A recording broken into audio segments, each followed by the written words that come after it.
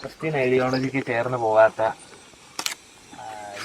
ഉദാഹരണമായിട്ട് നമ്മുടെ ലോകത്തില് ഇപ്പൊ ഹോമോസെക്ഷുവാലിറ്റി അങ്ങനത്തെ കുറെ ഇപ്പൊ ഈ സൊസൈറ്റി നമ്മളോട് ആക്സെപ്റ്റ് ചെയ്യണമെന്ന് പറഞ്ഞിട്ട് സുവിശേഷത്തിന് വിരുദ്ധമായിട്ടുള്ള കുറെ കാര്യങ്ങളുണ്ടല്ലോ. അപ്പൊ അത്തരം കാര്യങ്ങളോട് നമ്മുടെ ആറ്റിറ്റ്യൂഡ് എന്തായിരിക്കണം? ശരിക്കും അവരെല്ലാവരും ആവശ്യപ്പെടുന്ന സൊസൈറ്റിയും അല്ലെങ്കിൽ നമ്മുടെ ഇന്നത്തെ വിദ്യാഭ്യാസ ഇതെല്ലാം നമ്മളോട് ആവശ്യപ്പെടുന്ന ഒരു കാര്യം ടോളറൻസ്. എല്ലാവരും ടോളറേറ്റ് ചെയ്യണം, എല്ലാത്തിനും ടോളറൻസ് ഉണ്ടായിരിക്കണം. പക്ഷെ അതല്ലല്ലോ അതിന്റെ ശരിയായ രീതി. അതിൽ നമുക്ക് ഈ കൃത്യമായിട്ട് അതിനോട് വാക്ക് നമുക്ക് എങ്ങനെ പറയേണ്ടതെന്ന് അറിയത്തില്ല. ഫ്രാൻസിസ് മാർപ്പാപ്പയൊക്കെ പറഞ്ഞത് ഈ പാപത്തോടൊരു ടോളറൻസ് നമുക്ക് ഒരിക്കലും പറ്റത്തില്ല. പക്ഷെ അതിലകപ്പെട്ടു പോയവരോട് നമുക്ക് ഒരു മനുഷ്യരോടെ ഒരു കാരുണ്യവും കമ്പാഷനും വേണം താനും. അപ്പൊ അത് അവരുടെ സാഹചര്യങ്ങളുടെ ഇതിലും അങ്ങനെയൊക്കെ ഉള്ളത് ഉണ്ടേ. പക്ഷെ അതിനെ റിന്യൂ ചെയ്യാതിരിക്കാൻ പറ്റത്തില്ല. പക്ഷെ അവർക്ക് വിഷമമാകുന്നോർത്ത് നമുക്ക് സത്യം പറയാതിരിക്കാനും പറ്റത്തില്ലല്ലോ. തെറ്റല്ലെന്ന് അത് പറയാൻ പറ്റത്തില്ല. നമുക്ക് ദൈവവചനത്തിനെതിരായിട്ട് എന്താണേലും അതിനോട് നമുക്ക് അങ്ങനെ ഒരു സഹിഷ്ണുത പറ്റത്തില്ലല്ലോ. ആ ഒരു സഹിഷ്ണുത അത് ദാവീദിനോട് നാഥാൻ പറഞ്ഞതുപോലെ തന്നെ പറയാനുള്ള ഒരു ഈ അടുത്ത നമ്മുടെ ഒരു കാർഡിനൽ സാറ എന്ന് പറഞ്ഞൊരു കാർഡിനൽ ഉണ്ടല്ലോ, പുള്ളി ഇത് ഭയങ്കര കാര്യമായിട്ട് പറയുന്നുണ്ടായിരുന്നു. ടോളറൻസ് എന്ന് പറയുന്നതിന് അതിന് ക്രിസ്ത്യാനിറ്റി ആയിട്ട് യാതൊരു ബന്ധവും. കാരണം എല്ലാവരും വിചാരിച്ചുകൊണ്ടിരിക്കുന്നത് നമ്മളെ കാരണം നമ്മളെ സൊസൈറ്റി പറഞ്ഞുകൊണ്ടിരിക്കുന്നതിന് ടോളറൻസ് ഭയങ്കര ഒരു സംഭവമാണ്. എല്ലാം ടോളറേറ്റ് ചെയ്യണം. അങ്ങനെ ആ ടോളറൻസ് അല്ലായിരിക്കും നമ്മൾ ഉദ്ദേശിച്ചിരിക്കുന്നത്. പക്ഷെ നമുക്കിപ്പോ ഈ ഭൂമിയിൽ ഇപ്പൊ നമ്മൾ വെറുതെ അസഹിഷ്ണുവായിട്ടും പറ്റത്തില്ലല്ലോ. അതിന്റെ ഒരു കൃത്യമായിട്ട് നമുക്ക് മെഡിറ്റേറ്റ് ചെയ്യേണ്ടി വരുമായിരിക്കും. എന്താ നമുക്കുണ്ടായിരിക്കേണ്ട ഒരു അവസ്ഥയെ തീർന്നിരിക്കുന്ന ഒരു അവസ്ഥയെ നമുക്ക് റിന്യൂ ചെയ്യാൻ പെട്ടെന്ന് പറ്റാത്ത ഒരു അവസ്ഥകളും ഉണ്ടല്ലോ. അപ്പോൾ അതിനോട് ഇപ്പം നമുക്കതിനെ നമ്മൾ ഉള്ളിലിട്ട് അതിനൊരു പ്രതിവിധിയിലേക്ക് നമ്മൾ മുന്നോട്ട് പോയി അതിനെ നമുക്ക് കൊണ്ടുവരാവുന്ന ഒരവസ്ഥയുണ്ട്. പക്ഷെ പെട്ടെന്ന് നമ്മൾ ഇതിപ്പോൾ ഞങ്ങൾ ഈ ലയോളാധ്യാനമൊക്കെ നടത്തിയപ്പോഴേ നമുക്കൊരു വ്യക്തിപരമായ ഒരു ആറ്റിറ്റ്യൂഡിനെ പറ്റത്തുള്ളത്. അതിനകത്ത് ലയോള പുണ്യാളം നമുക്കത് 31 ദിവസം ഒരു ധ്യാനം, 30 ദിവസത്തെ സ്പിരിച്വൽ എക്സസൈസ് എന്നും പറഞ്ഞുണ്ട്. അപ്പോൾ അതിനകത്ത് നമുക്ക് ഒരു 7 മണിക്കൂർ അല്ല 5 മണിക്കൂറാണോ 7 മണിക്കൂറാണോ 7 മണിക്കൂറാണെന്ന് തോന്നുന്നല്ലേ? 5ആണോ 7ആണെന്ന് തോന്നുന്നു. ഞങ്ങൾ അങ്ങനെ കണ്ട ഇതേ. അപ്പോൾ അതിനകത്ത് 1 മണിക്കൂർ വെച്ച് നമ്മൾ മുട്ടയിൽ നിന്ന് ധ്യാനിക്കുന്ന ഏറ്റവും നല്ലതെന്നാണ് പറയുന്നത്. അപ്പോൾ അതിനൊരു വിഷയമേ തരത്തുള്ളൂ. എന്നിട്ട് അത് അതിലേക്ക് പ്രവേശിച്ചാൽ നമുക്കൊരു പ്രത്യേക അഭിഷേകം കിട്ടി അതിനകത്താകും നമ്മൾ. അപ്പോൾ അന്നേരം അതിൻ്റെ ഇപ്പം പറഞ്ഞാലൊന്നും അതിൻ്റെ കിട്ടത്തില്ലേ. അങ്ങനെ ഞങ്ങൾ ഇവിടെ ഒന്ന് നടത്തിയായിരുന്നു. ഞങ്ങൾ തന്നെ നടത്തി ഇവിടെ. ഞാനത് വായിച്ചിട്ട് അപ്പോൾ ബുക്ക് വായിച്ചിട്ട് ഞാൻ വേറെ 3-4 പേരോടെ ഉണ്ടായിരുന്നു. അപ്പം ഞാനും പങ്കെടുത്തു. ഞാൻ അതിൻ്റെ ഒരു പറഞ്ഞു കൊടുക്കേണ്ട കാര്യങ്ങൾ ഞാനങ്ങ് ചെയ്തു.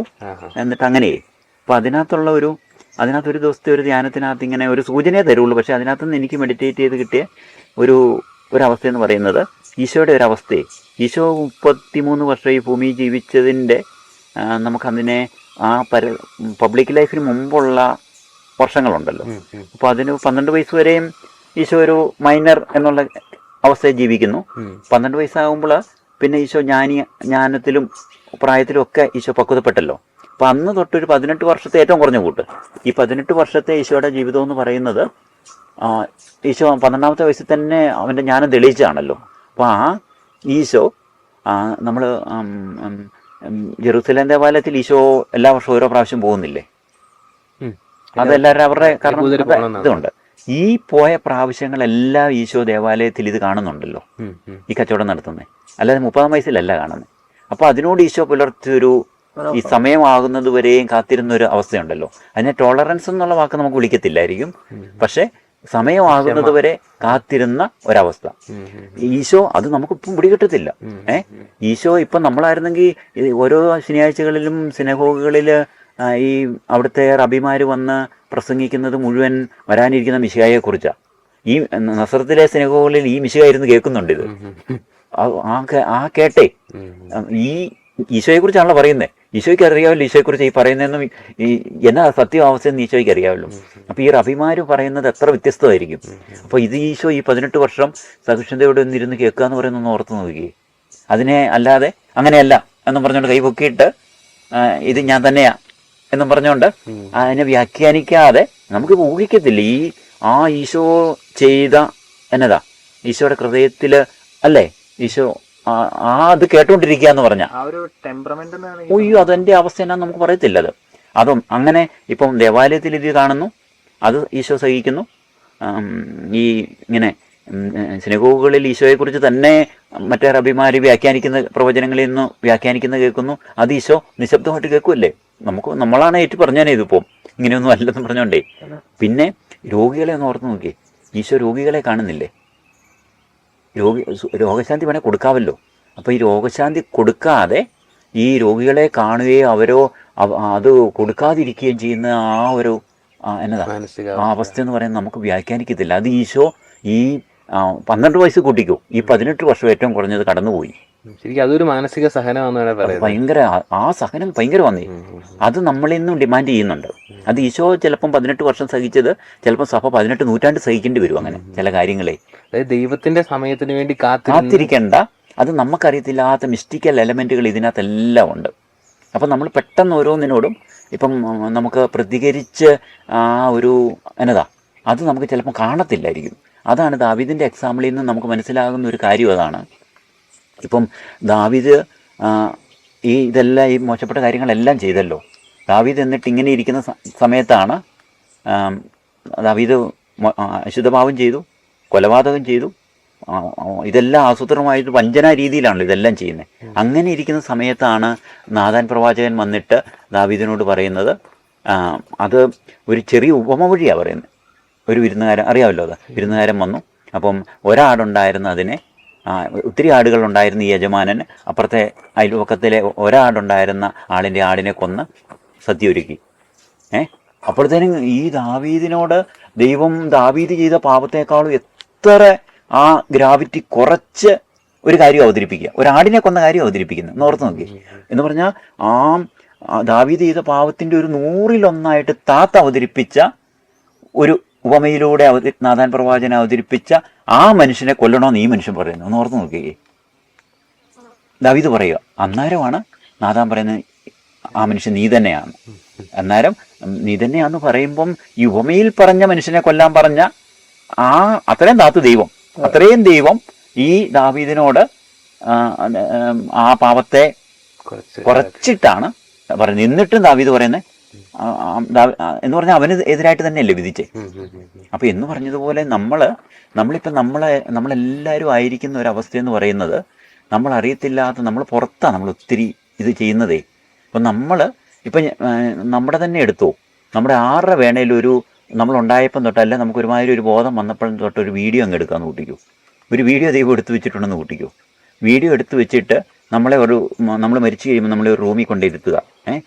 എടാ നിൻ്റെ ഉത്തരവാദിത്വം ഇതാണ്, ഇതിനകത്ത് 1-2 കേസുകൾ തന്നിട്ടുണ്ട്, ഓരോ കേസ് നീ നല്ലപോലെ ഒന്ന് നോക്ക്. നോക്കിയിട്ട് നരകത്തിനാണോ ശുദ്ധീകരണ സ്ഥലത്തിനാണോ സ്വർഗത്തിനാണോ അർഹനെന്ന് നീ തന്നെ ഒന്ന് പറ എന്നും പറഞ്ഞുകൊണ്ട് നമ്മുടെ വീഡിയോ അങ്ങ് കാണിച്ചാല് നമ്മുടെ വീഡിയോ ഒന്നും അറിയുന്നില്ല. ആ കാണിച്ച നമ്മൾ ശരിക്കും നമ്മൾ പറയും ഇപ്പോൾ നരകം പോരാ ഈ പുള്ളി ഇടാന് എന്നേ പറയത്തുള്ളൂ. അങ്ങനെ പറയത്തുള്ളൂ. നമ്മൾ സത്യസന്ധമായിട്ടൊന്ന് വിധിക്കുകയാണെങ്കിൽ ഇപ്പോൾ ഉള്ള നരകം പോരെന്നേ നമ്മൾ പറയത്തുള്ളൂ ഈ പുള്ളിയെ ഇടാൻ. അപ്പൊ അങ്ങനെയുണ്ട് നമ്മളെല്ലാം. അതുകൊണ്ടാണ് ഈ ലോകത്തിലുള്ളവരുടെ നമ്മുടെ പാവത്തെ ദൈവം ഒരു ഉപമ വഴി ലഘൂകരിച്ചാൽ പോലും അവനെ നരകത്തിലിടണമെന്ന് നമ്മൾ പറയുള്ളൂ. അപ്പോൾ അങ്ങനെ ലോകത്തിലെ മനുഷ്യരെല്ലാം അങ്ങനെ തന്നെയാണ്. നമ്മളും ഒന്നെങ്കിൽ നമ്മൾ ഒരു അവസരം കിട്ടാത്തതുകൊണ്ട് പാപം ചെയ്യാത്തവരാകാം, കൊലപാതകം ചെയ്യാത്തവരാകാം, അല്ലെങ്കിൽ ഈ ലോകത്തിൽ മനുഷ്യൻ ചെയ്ത പല പാപങ്ങളും നമ്മൾ ഇരുന്നേ ഉള്ളായിരിക്കും. അതാ ഷീൻപിതാവ് പറയുന്നുണ്ട്, എല്ലാവരും കള്ളന്മാരാണ്, ചിലർ പിടിക്കപ്പെടാത്തവരാണെന്നുള്ളത്. അങ്ങനെ പറയുന്നുണ്ട്. അങ്ങനെ ഒരു അവസ്ഥയിലായതുകൊണ്ട് അതുകൊണ്ട് നമ്മളെ ഒരർത്ഥത്തിൽ നമ്മളെല്ലാം ദൈവത്തിൻ്റെ പരിശുദ്ധിയുടെ ദൈവം അവിടുത്തെ 10,000 സൂര്യൻ്റെ വെളിച്ചമുള്ള കണ്ണുകൊണ്ട് നോക്കുമ്പം നമ്മളെല്ലാം പാപികളാണ്. അപ്പം പാപികളാണ് നമ്മൾ. ചിലപ്പോൾ മറ്റുള്ളവരെക്കാളും നമ്മളൊരു കുഴപ്പമില്ലെന്ന് പറയുന്നവരെ ചിലപ്പം കുഴപ്പത്തിലായിരിക്കും. അതാ ഈ മറ്റൊരു ഈശോ തന്നെ പറയുന്നതാണ്, ഈ അശുദ്ധഭാവത്തിലായിരിക്കുന്നവരും ചുങ്കക്കാരും ഒക്കെ നിങ്ങൾക്ക് മുമ്പേ സ്വർഗത്തിൽ പോകുമെന്ന് പറയുന്നതിൻ്റെ ഒരു കാരണം കൂടെ നമ്മൾ ഈ ശരിക്കും നമ്മളിങ്ങനെ നമുക്ക് എന്തോ ഒരു ഓക്കെ ആന്നുള്ള ഒരു ഓക്കെനെസ് ഫീലിംഗ് നമുക്കുണ്ട്. അതുകൊണ്ട് നമ്മൾ ആ ഒരു ഓക്കെ അടിച്ച് നമ്മുടെ ജീവിതത്തെ മുഴുവൻ ഇങ്ങനെ, പക്ഷെ മറ്റവർക്ക് അതല്ല, മറ്റവർക്ക് ഒരു പക്ഷേ അനുതാപവും കാണും. അത് ഞാൻ ഈ കുമ്പസാരത്തെക്കുറിച്ച് ഞാനിങ്ങനെ ചിന്തിക്കുമ്പം ഈ നമ്മുടെ നല്ല സമറായൻ്റെ ഉപമയുടെ ഒരു നമുക്ക് ആ ഉപമയ്ക്ക് വേറെ ഏറ്റവും പ്രധാനപ്പെട്ട വ്യാഖ്യാനങ്ങൾ വേറെ കാണുമായിരിക്കും. പക്ഷേ നമുക്ക് പേഴ്സണലായിട്ട് എടുക്കാവുന്ന ഒരു വ്യാഖ്യാനം പോലെ എനിക്ക് എപ്പോഴും തോന്നിയതേ, ഈ നമ്മൾ ഇപ്പോൾ ഈ പുരോഹിതൻ ഇങ്ങനെ ചുമ്മാ പോയി, അല്ലെ ലേവായന് ഇയാളെ മൈൻഡ് ചെയ്തിട്ട് അങ്ങ് മൈൻഡ് ചെയ്യാതെ പോയി എന്നൊക്കെ ബൈപ്പാസ് ചെയ്തു എന്ന് പറയുമ്പം നമ്മൾ ഈ ഒരിക്കലും ഒരു ലേവായനോ ഒരു യഹൂദ പുരോഹിതനോ ഈ ബൈബിൾ എടുത്ത് ഇനി വായിച്ച് മാനസാന്തരപ്പെടാനൊന്നും പോകുന്നില്ല. പക്ഷേ അത് നമ്മൾ വായിക്കുന്ന നമുക്ക് വേണ്ടിയുള്ളതാണല്ലോ ഇത്. അതിനകത്തെ ആൾക്കാരെല്ലാം നമ്മൾ തന്നെയാണ്. അപ്പോൾ എനിക്കതൊരു തോന്നിയത്, നമ്മൾ ഇന്നലെ പറഞ്ഞ കുമ്പസാരത്തിൻ്റെ ഒക്കെ ആ ഒരു കോണ്ടക്സ്റ്റ് നമുക്ക് തോന്നിയത്, അല്ല എനിക്കിങ്ങനെ എനിക്ക് എൻ്റെ അനുഭവമായിരുന്നു അത്. അതായത് നമ്മൾ കുമ്പസാരിക്കാൻ പലപ്പോഴും പോയിക്കൊണ്ടിരിക്കുന്നത് അല്ലെ പോകുന്നത് നമ്മൾ തന്നെ നമ്മുടെ ഉള്ളിലോട്ട് നോക്കിയാൽ നമ്മുടെ ആത്മാവ് ഈ വഴിക്ക് പിശാചിനാൽ അങ്ങനെയൊക്കെ വ്യാഖ്യാനിക്കുക, ആക്രമിക്കപ്പെട്ട് പ്രാണനായിട്ട് കിടക്കുന്നത് നമ്മുടെ ആത്മാവെ, ഇങ്ങനെ ബ്ലീഡിങ്ങോടുകൂടി കിടക്കുന്ന നമ്മുടെ ആത്മാവിനെ നമുക്കറിയാം. നമ്മുടെ ആത്മാവ് ഇങ്ങനെയാണ് കിടക്കുന്നത്, ഇവനെ ശരിയാക്കണമെന്ന് നമുക്ക് നല്ലപോലെ അറിയാമെങ്കിലും നമ്മൾ ഇവനെ ആ ബ്ലീഡിങ്ങോടുകൂടി ഇട്ടിട്ട് നമ്മൾ കുമ്പസാരിക്കാനും പോകും, വിസ്തുറാനിക്കും പോകും. ഈ പുരോഹിതൻ പോയതുപോലെ തന്നെ നമ്മുടെ സോളിനെ നമ്മൾ അവിടെ ഇട്ടിട്ട് നമുക്കറിയാം നല്ലപോലെ ഇവനെയാണ് ശരിക്കും നമ്മൾ എടുക്കേണ്ടതും ശുശ്രൂഷിക്കേണ്ടതെന്നും നമുക്കറിയാമെങ്കിലും ഇവനെ അതേ അവിടെ ഇട്ട് അവനവിടെ ഞാനൊരു കുമ്പസാരിക്കാന്ന് പറഞ്ഞാൽ നമ്മളൊരു സംഭവ കുമ്പസാരത്തിലേക്ക് നമ്മൾ പോകും, വിസ്തുറാനയിലേക്ക് നമ്മൾ പോകും. അപ്പം ഇതിനെ എടുത്തായിരുന്നു ആദ്യം ഒന്ന് ഇതിൻ്റെ ബ്ലീഡിങ് കുറയ്ക്കുകയായിരുന്നു ചെയ്യേണ്ടത്. പക്ഷെ നമ്മൾ അതിനെ അതേപടി ഇട്ടിട്ട് നമ്മളിപ്പോൾ എല്ലാം ചെയ്യുന്ന നല്ലപോലെ ധ്യാനിച്ചു നോക്കി, ഈ ശരിക്കും സുഖപ്പെടുത്തേണ്ട ആത്മാവിനെ അങ്ങനെ ഇട്ടിട്ട് ബ്ലീഡിങ്ങോടുകൂടി ഇടുക എന്ന് പറഞ്ഞാൽ മരണത്തിലേക്ക് സെക്കൻഡ് ബൈ സെക്കൻഡ് അവൻ പോയിക്കൊണ്ടിരിക്കുക. അങ്ങനെ ഇട്ടിട്ടാണ് നമ്മൾ ഈ സ്പിരിച്വൽ ആക്ടിന് മുഴുവൻ നമ്മൾ പോയിക്കൊണ്ടിരിക്കുന്നത്. അപ്പം അതൊരു അങ്ങനെ ആ ഉപമയ്ക്ക് അങ്ങനെ ഒരു വലിയൊരു ഏറ്റവും നമ്മുടെ പേഴ്സണൽ ആപ്ലിക്കേഷൻ അതാണല്ലോ ഏറ്റവും പ്രധാനപ്പെട്ടത്. ആദ്യമായിട്ട് ഇങ്ങനെ ഒരു റിഫ്ലക്ഷൻ നമ്മൾ നല്ലൊരു നോക്കി അങ്ങനെയല്ല നമ്മൾ പോകുന്നത്, ഇങ്ങനെ എനിക്ക് അങ്ങനെയാ തോന്നിയത് കേട്ടോ. പ്രത്യേകിച്ച് അതൊരു നമ്മുടെ ഒരു എന്താ പറയാ ഒരു റൊട്ടീൻ ആക്ടിവിറ്റി ഇങ്ങനെയാ പോകുന്നത്.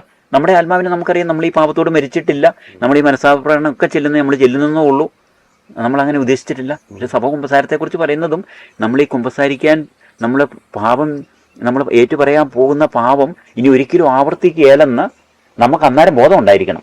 അല്ലാതെ ഇത് ആവർത്തിക്കും എന്നുള്ള ഒരു അവയറായിട്ട് പോലും ഒരു സാധ്യത നമ്മൾ ഇട്ടിട്ടാണെങ്കിൽ അത് ആത്മാർത്ഥമായ ഒരു പാപത്തിന് പൂർണ്ണമാകുകയല്ലെന്നാ പറയുന്നത് അന്നേരം. അപ്പൊ അവിടെ ആ സിൻസിയറിറ്റിയിലാണ് ശരിക്കും നമ്മളെ കണ്ടെത്തേണ്ടതേ. അതുകൊണ്ട് ഇനി നമ്മൾ അങ്ങനെ ഞാനിപ്പോൾ ഓർക്കുമായിരുന്നു, ഇങ്ങനെ നമ്മളൊക്കെ ഒത്തിരി വായിക്കുന്നവരൊക്കെ ആണേലുവേ വായനകൾ ഇപ്പം ഈ റഫായിട്ടുള്ള വായനകളൊക്കെ ഒരു കറേജിയസ് ആയിട്ട് അങ്ങോട്ട് കളയാൻ നോക്കണേ. കാരണം ഇതെല്ലാം കൂടെ ഒരുമാതിരി നല്ല ഇതല്ലാത്തതുകൊണ്ടല്ലോ. ശരിക്കും എനിക്ക് ഫീൽ ചെയ്തൊരു കാര്യം എന്ന് പറയുന്നത്, ഈ വെളിപാടിൻ്റെ പുസ്തകത്തിൽ ഈ മരുഭൂമിയിലേക്ക് ഓടിപ്പോയ സ്ത്രീയെയും അതിൻ്റെ മകനെയും വിരിങ്ങാൻ വേണ്ടി സർപ്പം വാ പൊളിച്ച് ഇതൊഴിക്കല്ലോ, നദി പുറപ്പെടുവിച്ചല്ലോ. അപ്പോൾ അതിന് ചിറക് കിട്ടി, അത് പറന്നുപോയി. പക്ഷേ ഇത് നമ്മൾ ഓർക്കുമ്പോൾ അതൊരു ഉറവേ വെള്ളം പോലെ തോന്നും. പിശാച് ഇതിൻ്റെ വായിൽ നിന്നാകുമ്പോൾ അതിൻ്റെ ഒരു സംസാരത്തിൻ്റെ രീതിയും കൂടെ ഉണ്ട്. അപ്പോൾ അത് മുഴുവൻ ഈ ലിറ്ററേച്ചറുകളും ഈ പുസ്തകങ്ങളുമാണ്. അതൊന്ന് സെക്യുലർ പുസ്തകങ്ങളാകാം, ഈവൻ സ്പിരിച്വലും ആകാം. നമ്മളിപ്പം വായിക്കുന്ന നമ്മൾ കുറേ പുസ്തകങ്ങൾ ഇങ്ങനെ ഒരു ഹൈറ്റ് ഇല്ലാത്ത പുസ്തകങ്ങൾ നമ്മൾ മേടിച്ച് വായിച്ചുകൊണ്ടിരുന്നാൽ നമ്മുടെ മെഡിറ്റേഷൻ ഒന്നും ഇത് ചെയ്യത്തില്ലേ, ഒരു ഗാദർ ചെയ്യപ്പെടുന്നില്ല.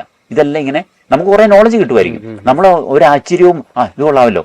പക്ഷെ ഇതൊന്നും നമ്മളെ ശരിക്കും നമ്മുടെ ഏറ്റവും അടിസ്ഥാനപരമായ കൺവേർഷനിലേക്ക് നമ്മളെ കൊണ്ടുവരുന്നില്ലേ. കുറേ നോളജായിട്ട് ഇങ്ങനെ ചെതറിക്കിടക്കുന്ന നോളജായിട്ട് മാത്രം അവശേഷിക്കത്തുള്ളൂ, ഡൈല്യൂട്ട് ചെയ്ത് കിടക്കില്ല. അതെ, മാതാവ് വചനത്തെക്കുറിച്ച് പറയുന്ന മുഴുവൻ മാതാവ് ഹൃദയത്തിൽ സംഗ്രഹിച്ചെന്നാണ് പറയുന്നത്. ടെഷേഡെന്ന് ഇംഗ്ലീഷ് ഉപയോഗിച്ചിരിക്കുന്നത്. അത് എന്ന് പറഞ്ഞാൽ പൈസയൊക്കെ കൊടുത്തിട്ട് നമ്മൾ രക്തമൊക്കെ മേടിച്ച് വെക്കുന്നതെന്ന് പറഞ്ഞ പോലെ ഈ വചനത്തെ ടെഷറാക്കുക, അതെന്ന് പറഞ്ഞാൽ രക്തമാക്കുക അതിനെ എന്ന് പറഞ്ഞാൽ അത് ഉള്ളിൽ അത്രയും അതിനും വിലയാക്കുവാണ് അതിനെ. നമ്മളിത് ഡൈല്യൂട്ട് ചെയ്യുക. നമ്മളിപ്പോൾ ഒരു വചനം എടുത്തിട്ട് അതിനെ വ്യാഖ്യാനിച്ച് ചെയ്യുമ്പോൾ നമ്മൾ പറ്റുന്ന എന്നാണെന്നറിയോ, നമ്മളിതിന് വെള്ളം ചേർത്ത് ഡൈല്യൂട്ട് ചെയ്യുക.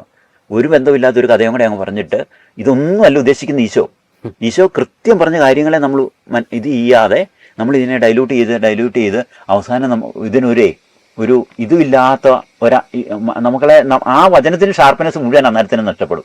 നമ്മുടെ രീതിയിലുള്ള നമ്മുടെ ഉഴപ്പിന് അനുകൂലമാക്കും ഇതിനെ. നമ്മൾ എന്ത് ചെയ്താലും നമ്മുടെ ഉഴപ്പിന് കുഴപ്പമില്ലെന്നാക്കും. പിശാച് അങ്ങനെയാണല്ലോ, അതിനെടുത്ത് അവൻ തോന്നുന്ന രീതി ഉപയോഗിക്കാന്നുള്ള. അതാ മുളിൽ നിന്ന് ചാടിയാലും കല്ല തട്ടിയാലും അതല്ല ഉദ്ദേശിച്ച് ദൈവം അതല്ല ഉദ്ദേശിച്ച് നമ്മളെ കൊണ്ട് അങ്ങനെ ചെയ്യിപ്പിക്കും ഓരോ വചനവേ. അതുകൊണ്ട് ഇനിയുള്ള സമയവും ദിവസവും എന്ന് പറഞ്ഞ ഏറ്റവും നമ്മൾ ഫസ്റ്റ് ചെയ്യേണ്ട കാര്യം എന്നാണെന്നുള്ളത് നമ്മൾ അത് ചെയ്യാനായിട്ട് അതിനും വേണ്ടി മുഴുവൻ ഊർജ്ജം ആദ്യം എടുത്തു കൊടുക്കണം. അന്നേരം അത് ചെയ്ത് അതിന് ശേഷം നമുക്ക്, അല്ലെങ്കിൽ നമ്മൾ ഈ പുഴിമേ വീട് പണിയുന്ന പോലെ ആവുകയെ. അത് നമുക്കും അറിയാം. നമ്മളൊരു ആത്മവഞ്ചന ചെയ്യുന്നതെന്ന് നമുക്കും മനസ്സിലാവും. പിന്നെ നമ്മൾ ഈ പുഴിമേലാണ് പണിയുന്നത്, ഇതിനെന്ന് വേണേലും കാറ്റ് വരും, മഴയും വരും. ഈശോ പറഞ്ഞിട്ടുണ്ട് അത് വരുമെന്നും, എന്നേലും വരും, ഇന്ന് വന്നില്ലേലും നാളെ വരും എന്നുള്ളത് ഉറപ്പാണ്. അപ്പോൾ അത് നമ്മളൊക്കെ അറിയാം. ഇത് താഴ്ന്ന പൊക്കോട്ടം കൊണ്ടാണ് നമ്മൾ പണിയുന്നത്.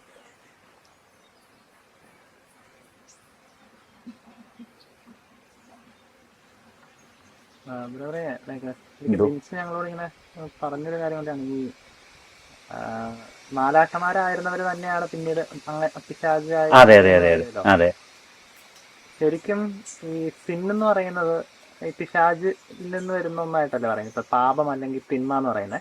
അപ്പൊ ഈ അതിന് മുന്നേ എങ്ങനെയാണ് ഇവര് ഇതാകാനുള്ള സിന്നിന്റെ ഒറിജിൻ? ശരിക്കും സിൻ എന്ന് പറയുന്നത് നമുക്കത് ഭയങ്കര മെഡിറ്റേഷൻ ഡിമാൻഡ് ചെയ്യുന്ന ഒരു കാര്യമാണ്. ഒറിജിൻ ഓഫ് സിൻ എന്ന് പറയുന്നത് നമുക്ക് ചിലപ്പം ധ്യാനിച്ച് നമുക്ക് കൃത്യമായിട്ടൊരു പിടികിട്ടിയാലാത്തൊരവസ്ഥയായിരിക്കാം. അത് സിന്നിനെ നമ്മൾ ആദ്യം മേജർ പ്രേമിസ് ഉണ്ടാക്കാതിരിക്കാൻ നോക്കണം ഇതിനകത്തെല്ലാം. ഇപ്പം ഞാനിവിടെ വന്ന് ചോദിക്കുന്ന എന്നോട് തന്നെ ഇത് ചെയ്ത ഒരെണ്ണമാണ്. അതായത് നമ്മൾ ഒരു മേജർ പ്രോമിസ് ഉണ്ടാക്കിയിട്ട് അത് ശരിയാണെന്ന് നമ്മളെ വിശ്വസിക്കുകയോ അതിൻ്റെ ഏതോ ഒരു സ്റ്റേറ്റിൽ അതിനെ നമ്മൾ അങ്ങനെ ചെയ്യും. എന്നിട്ടാണ് നമ്മൾ ബാക്കിയുള്ളതിനെ അപ്പം ആ ഒരവസ്ഥ നമ്മളെല്ലാ വചനത്തിലും എടുത്തിട്ടുണ്ട്. നമ്മുടെ നമ്മുടെ ആന്തരിക അവസ്ഥകളെ മുഴുവൻ കുറേ രീതികൾ വചനമായിട്ടോ അല്ലെ സ്പിരിച്വൽ ട്രൂത്തോ ഒക്കെ ആയിട്ട് ശരിയായി ആകണമെന്നില്ല, നമ്മൾ കണ്ടീഷൻ ചെയ്തിട്ടുണ്ട്. ആ കണ്ടീഷൻ അനുസരിച്ചാണ് നമ്മൾ പിന്നെ ചിന്തിക്കുന്നതും. ആ കണ്ടീഷൻ്റെ ഒരു പരിധിയിൽ നിന്ന് നമുക്ക് ഒരിക്കലും പുറത്തു പോകാനും നമുക്ക് പറ്റാതെ വരും. അപ്പോൾ ആ സിന്ന് എന്ന് പറയുന്നത് ഞാൻ നമ്മുടെ വർക്കിൽ ഏറ്റവും കൂടുതൽ ചെയ്യാൻ ശ്രമിച്ചുകൊണ്ടിരിക്കുന്നു. അത് തന്നെ ഒരെണ്ണമാണ്. അപ്പം നമ്മൾ ഏതെങ്കിലും ഒരു സാഹചര്യത്തിലേക്ക് നമ്മൾ പറയുന്ന സ്പിരിച്വൽ ക്ലൈമാക്സുകളിലേക്ക് നമ്മളെ കൊണ്ടുവന്നാലും, ഈ മാലാഖമാരുടെ അവസ്ഥയിലേക്ക് കൊണ്ടുവന്നാൽ പോലും പിന്നെ നമ്മൾ ഈ പാവസാധ്യത കിടക്കുവാണല്ലോ, ഒരു പാവസാധ്യത കിടക്കുക. അപ്പം നമ്മൾ അതിലല്ല, അന്നേരം നമുക്ക് നമ്മുടെ സാഹചര്യങ്ങളല്ല എന്നുള്ളത് നമുക്ക് മനസ്സിലായിട്ട്, പക്ഷെ മാതാവിൽ നിന്നാണ് നമുക്കിതിൻ്റെ ഞാൻ വർക്ക് പൂർത്തിയായിട്ട് അത് പറയാതെ, കാരണം അതിനകത്ത് അങ്ങനെ ഇത് പറയാനുള്ളൊരു അനുവാദം ഇല്ലാഞ്ഞിട്ടാണ്. ഇത് ഞാൻ ഭയങ്കരമായിട്ട് നമ്മുടെ വർക്കിനകത്ത് അത് ഇത് ചെയ്യുന്നുണ്ട്. പക്ഷേ നമ്മൾ ഇന്നലെ പറഞ്ഞ ഒരു പെട്ടെന്നൊന്ന് പറയാവുന്ന ഒരെണ്ണം എന്ന് പറയുന്നത്, ഈ പാവം എന്നൊക്കെയുള്ള വാക്ക് റൂട്ടുണ്ടായിരിക്കുന്നതെല്ലാം നമ്മുടെ വളർച്ചയ്ക്ക് തടസ്സം, അല്ലെ നമ്മുടെ യാത്രയ്ക്ക് തടസ്സം ആകുന്ന ഒരു അർത്ഥത്തിലെ സിന്നെന്നുള്ള വാക്ക് തന്നെ ഉണ്ടായിരിക്കുന്നത്. അപ്പോൾ നമ്മളെ സൃഷ്ടിച്ച ദൈവം മാലാഖമാരെയും മനുഷ്യരെയും പെർഫെക്ഷനിലല്ല സൃഷ്ടിച്ചിരിക്കുന്നത്, അവരെ ഒരു പൊട്ടൻഷ്യാലിറ്റിയിലാണ് സൃഷ്ടിച്ചിരിക്കുന്നത്. അപ്പോൾ അതിന് ആ ആക്ച്വാലിറ്റി ഡിമാൻഡ് ചെയ്യുന്നുണ്ടല്ലോ മാലാഖമാർക്കുണ്ട്. അതെ, കറ്റീസിനകത്ത് വ്യക്തമായിട്ട് പറയുന്നുണ്ട്. അവരും പെർഫെക്ഷനിലല്ല, പെർഫെക്ഷൻ ദൈവത്തിന് മാത്രമല്ലേ ഉള്ളൂ. അപ്പം ഇവരും നമ്മളും ഒരു കൃത്യ വാക്കൊക്കെ പറഞ്ഞ് ലാറ്റിൻ വാക്കൊക്കെ കൂട്ടി ചെയ്ത് വളർച്ച ഇതിലാണ് സൃഷ്ടിച്ചിരിക്കുന്നത്. അപ്പൊ അതും വിത്ത് പോലെയാ അതിനെ ആക്ച്വലൈസ് ചെയ്യേണ്ടത് നമ്മളാ. അപ്പൊ അതിനെ നമ്മൾ ആക്ച്വലൈസ് ചെയ്യുമ്പം ഈ പൊട്ടൻഷ്യാലിറ്റി ടു ആക്ച്വാലിറ്റിയിലോട്ടുള്ള അത് ദൈവമാണ് നമ്മുടെ ആക്ച്വാലിറ്റി. പ്യുവർ ആക്ച്വാലിറ്റി എന്നാണ് നമ്മുടെ തലസുന്യാളൊക്കെ വിളിക്കുന്നത്. പ്യുവർ ആക്ച്വാലിറ്റി എന്നത് ചില ധ്യാനിച്ചാലേ അത് കിട്ടത്തുള്ളൂ. അപ്പം നമ്മൾ ആ ഒരു ആക്ച്വാലിറ്റിയിലോട്ടുള്ള ഗ്രോത്തിൽ എന്തെല്ലാം തടസ്സമാകുമോ അതാ പാവം. അപ്പോൾ ഈ മാലാഖമാരെന്ന് പറയുന്നത് അവർ ദൈവത്തെ എന്നേക്കുമായിട്ട് ഉപേക്ഷിച്ച് ഒരു സിന്നാ ചെയ്തത്. അതുകൊണ്ട് അതൊക്കെ അവർക്ക് കൺവേർഷൻ പറ്റാത്ത അടുത്ത കോസ്റ്റ് ഓഫ് ദൈവത്തെ എന്നേക്കും ലൂസിങ് ഗോഡാ അവർ ആ പാപം ചെയ്തിരിക്കുന്നത്. ഈ മാലാഖമാർക്ക് ഫ്രീ വിൽ ഉണ്ട് അല്ലേ? ആ ഫ്രീ വിൽ ഉണ്ട്. പക്ഷെ അവർക്ക് റീസൺ എന്ന് പറഞ്ഞ സംഗതി അവര് മനുഷ്യരിൽ നിന്ന് വ്യത്യാസമല്ലേ? അവർക്ക് ഇച്ചിരി കൂടെ പെർഫെക്റ്റ് റീസണിങ് ആയിരിക്കും അവരുടെ എന്ന് പറഞ്ഞാൽ അവർക്ക് അനലൈസ് ചെയ്യാതെ തന്നെ അവർക്ക് ഒരു കൺക്ലൂഷനിലേക്ക് വരാം. പക്ഷെ അവർക്കും യോഹന്നാൻ ക്രൂസ് ഒക്കെ പറയുന്ന ഇലുമിനേറ്റ് ചെയ്താണ് അവരിലും ജ്ഞാനം വളർന്നു വരുന്നത്, ദൈവത്തെക്കുറിച്ചുള്ള അറിവേ. അപ്പൊ അവർക്കും പെർഫെക്റ്റ് ദൈവത്തെക്കുറിച്ചുള്ള അറിവിലല്ല അത് അവരും ആയിരിക്കുന്നത്. അപ്പോൾ അവര് അതുകൊണ്ടാണ് ഇവർക്കും ഈ പാപത്തിലേക്ക് പോയതേ. പക്ഷെ ഒരു കാര്യം, പാവമാകാനുള്ള എല്ലാം ആദത്തിനും ഹവ്വായ്ക്കും ഉണ്ടായിരുന്നു. അതുപോലെ അതിനേക്കാളും കൂടുതലായിട്ട് ഇത് ഈ സത്യത്തെക്കുറിച്ചുള്ള അറിവ് പൂർണ്ണമായിട്ട് കിട്ടിക്കഴിഞ്ഞാൽ പിന്നെ ചെയ്യുന്ന ഒരാൾ പാപത്തിലേക്ക് പോയാൽ പിന്നെ അവന് വേണ്ടി അർപ്പിക്കാൻ ബലിയില്ലെന്നാണല്ലോ ഹെബ്രായലേനൊക്കെ പറയുന്നത്. അപ്പൊ അതിലൊരു ആ ഒരു സ്റ്റേറ്റിലേലും ആയിരുന്നു ഏഞ്ചൽസ്. അതുകൊണ്ടാണ് അവർക്ക് പിന്നെ തിരിച്ചു വരാൻ പറ്റാത്തത്. അതുകൊണ്ട് നമുക്ക് ആ പൊട്ടൻഷ്യാലിറ്റിക്ക് ഇപ്പം നമ്മളിപ്പം പിതാവിന്റെ പരിപൂർണതയിലേക്ക് നമ്മളെ വിളിച്ചിരിക്കുന്ന ആ പൊട്ടൻഷ്യാലിറ്റിയെ എന്നൊക്കെ തടസ്സപ്പെടുത്തും. അതെല്ലാമാണ് പാവം. അല്ലെങ്കിൽ അത് സിന്നും കമ്മീഷനും ഉണ്ട്, ഒമിഷനും ഉണ്ട്. അപ്പൊ നമ്മൾ ഒമിഷനാ കൂടുതൽ. അത് നമ്മുടെ ഗ്രോത്തിനെ നമ്മൾ തന്നെ ഇത് ചെയ്തുകൊണ്ടിരിക്കുക, ചെയ്യേണ്ട നന്മ ചെയ്യാതിരിക്കുക. ഉപേക്ഷയിലുള്ള പാവം. അതാണ് നമ്മൾ സംസാരിക്കുമ്പോൾ അത് പറയുന്നത്. വാക്കാലും പ്രവർത്തിയാലും ഉപേക്ഷയാലും, വാക്കാലും പ്രവർത്തിയാലും ഉപേക്ഷയാലും ഉള്ള 4 തരത്തിലുള്ള ഇതാണല്ലോ കിടക്കുന്നത്. അപ്പം നമ്മൾ കുമ്പസാരിക്കുന്നതെന്ന് പറഞ്ഞാൽ വളരെ മൈന്യൂട്ടായിട്ടുള്ള ചില ചെയ്തു പോയ കുറേ കാര്യങ്ങളെ നമ്മൾ പറയുന്നുള്ളൂ. പക്ഷേ അത് മതിയായിരിക്കും അന്നത്തെ കുമ്പസാരത്തിൽ. പക്ഷേ നമ്മുടെ മുഴുവൻ ഊർജ്ജവും കൂടെ എടുത്ത് നമ്മൾ പോകേണ്ടത് മുഴുവൻ ഈ പിതാവിൻ്റെ പരിപൂർണതയിലേക്കുള്ള ആ ജേർണിയിലാണ്. ആ ജേർണി എന്ന് പറയത്തില്ല, ഗ്രോത്തിലാണ് നമ്മൾ. ആ ഗ്രോത്ത് നമ്മൾ മുരടിച്ച് പോയാൽ അത് പന്തികേടാകും നമുക്ക്. അന്നേരം പിന്നെ നമ്മൾ അവസാനം പതിരായി പോകുന്നതേ, അല്ലെങ്കിൽ കോലാടായി പോവും ഉപമയിലെ ഉദാഹരണത്തിലേ. അപ്പോൾ അതിനെയാണ് നമ്മൾ എല്ലാ വിലയും കൊടുത്ത് അത് ഈ വചനം മുഴുവൻ ഞാൻ പറഞ്ഞില്ല ഇന്നലെ നമ്മൾ ഒരു പക്ഷേ ഈ കാലങ്ങളിലൊന്നും അത്രയും സീരിയസ് ആയിട്ട് പഴയ ഈ 2000 വർഷം ഗോസ്പലിനെ സീരിയസ് ആയിട്ട് എടുത്തായിട്ട് എനിക്ക് തോന്നുന്നില്ല കേട്ടോ. കാരണം സീരിയസ് ആയിട്ട് എടുത്താൽ ഈ വചനത്തിൽ ഈ നമ്മുടെ ഹാർട്ട് എങ്ങനെയായിരിക്കണം, നമ്മുടെ കണ്ണെങ്ങനെയായിരിക്കണം, നമ്മുടെ നാവ് എങ്ങനെയായിരിക്കണം, നമ്മുടെ ഓരോ അവയവങ്ങളും എങ്ങനെയായിരിക്കണം എന്നുള്ളത് വചനം പറഞ്ഞിരിക്കുക. അത് മാത്രമല്ല, ഈ പ്രൊട്ടസ്റ്റന്റുകാർ വന്നു കഴിഞ്ഞിട്ട് അവരുടെ ഈ സോളാ സ്ക്രിപ്ചൂര എന്ന് പറയുന്നത് അത് വന്നതിന് ശേഷം കാത്തലിക്സിന് ഈ ഒരു ബൈബിളിനോട് ഒരു അടുപ്പക്കുറവ് വന്നിട്ടുണ്ട്. അങ്ങനെയും കാണുമായിരിക്കും. അതുകൊണ്ട് പക്ഷെ അതൊരു ദൈവത്തെ സംബന്ധിച്ചിടത്തോളം ഒരു 2000 വർഷം എന്ന് പറഞ്ഞാൽ 2 നാഴികയേ ഉള്ളേ. ഒരു സംശയം, നമ്മുടെ ഈ ഫെയ്ത്തിന്റെ സോഴ്സ് ആയിട്ട് പറയുന്നതാണല്ലോ ഈ ബൈബിളും ട്രഡീഷനും പറയുന്നുണ്ടല്ലോ. അപ്പൊ ഈ ബൈബിൾ നമ്മള് സ്ക്രിപ്ചേഴ്സ് വായിക്കുന്ന അതേ ഒരു ഗ്രേസ് നമുക്ക് ഇപ്പം ചർച്ച് ഫാദേഴ്സിന്റെ ടീച്ചിങ്ങോ അല്ലെങ്കിൽ അതും ട്രഡീഷന്റെ ഒരു വലിയ ഇതാണല്ലോ, നമ്മുടെ ഫെയ്ത്തിന്റെ വലിയ സോഴ്സ് ആണല്ലോ. അത് നമ്മൾ വായിക്കുന്ന വഴി നമുക്ക് ഗ്യാദർ ചെയ്യാൻ പറ്റുമോ? പക്ഷേ ഈ ട്രഡീഷൻ എന്ന് പറയുന്ന ചർച്ച് ഫാദേഴ്സിന്റെ അല്ലായിരിക്കും കേട്ടോ. ഇങ്ങനെ പാരമ്പര്യവും ഹോളി ട്രഡീഷൻ എന്ന് പറഞ്ഞുകൊണ്ട് ഈ നമ്മുടെ ഈ കുദാശകൾ അങ്ങനെയൊക്കെയുള്ള കാര്യങ്ങളുണ്ടല്ലോ,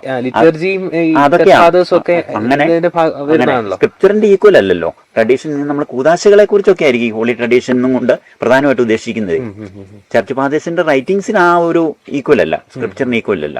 ഇപ്പം ഹോളി ട്രഡീഷൻ എന്ന് പറയുന്നത് ഇതെല്ലാം കൂടെ ആയിരിക്കും.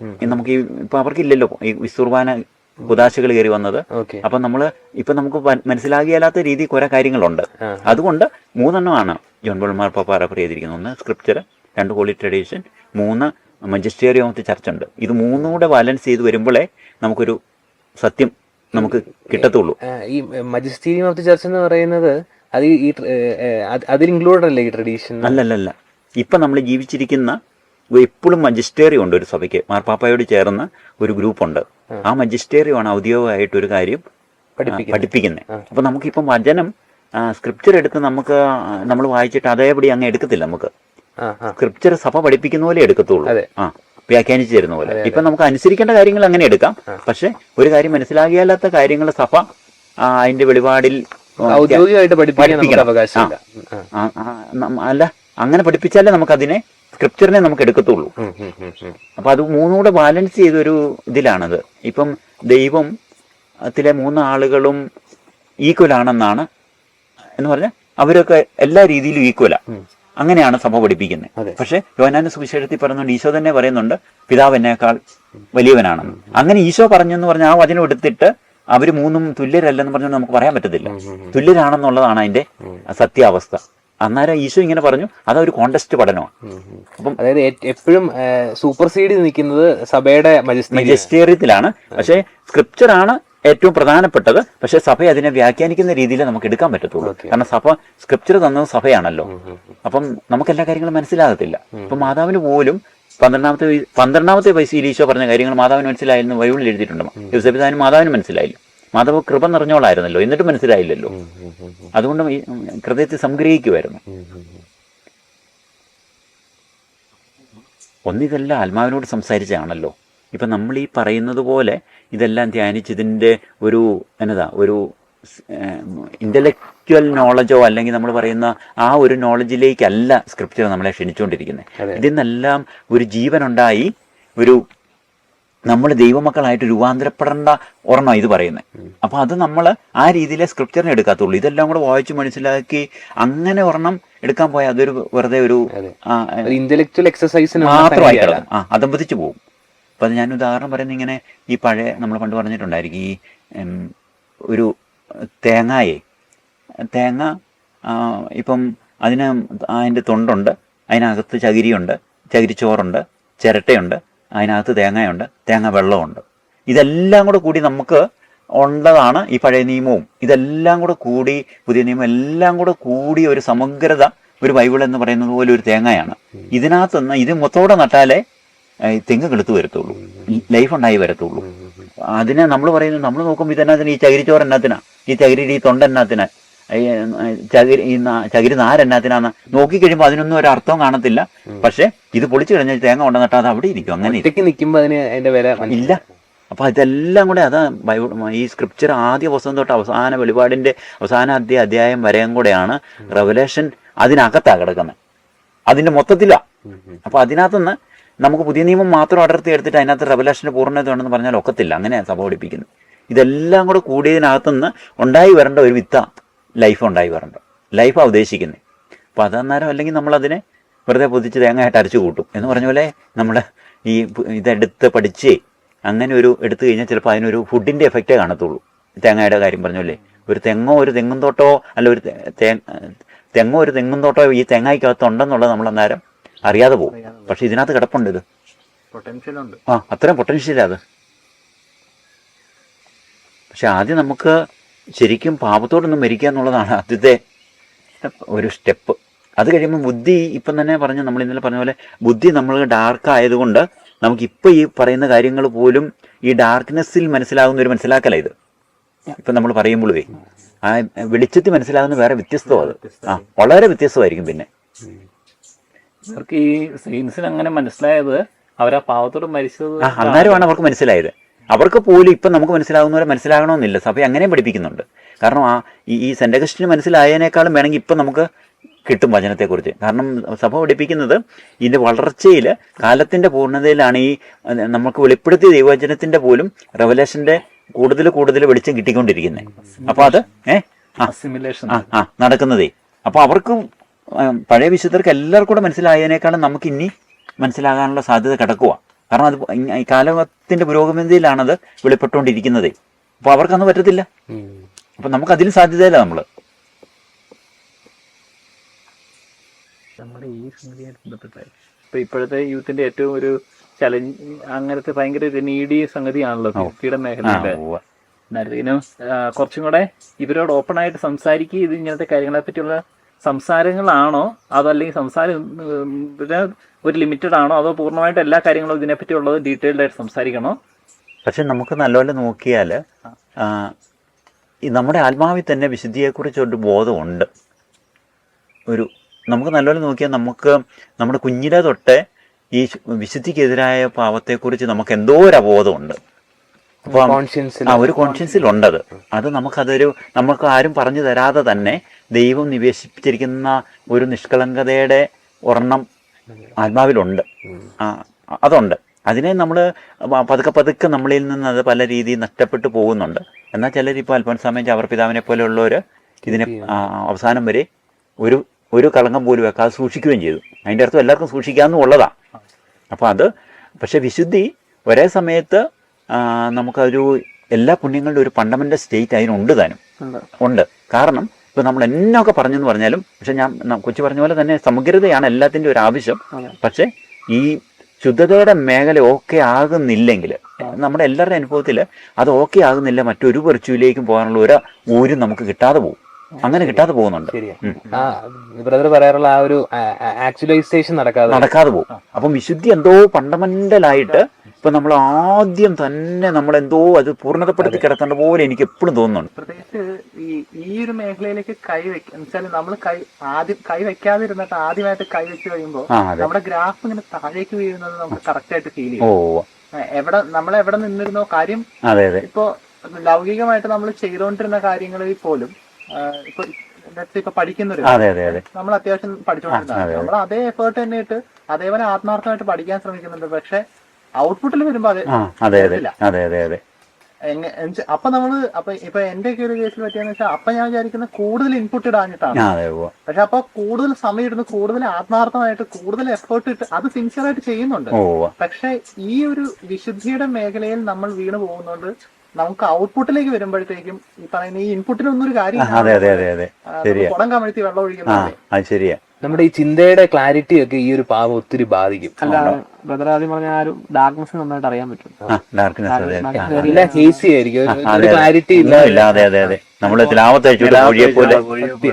ഒരു പുക.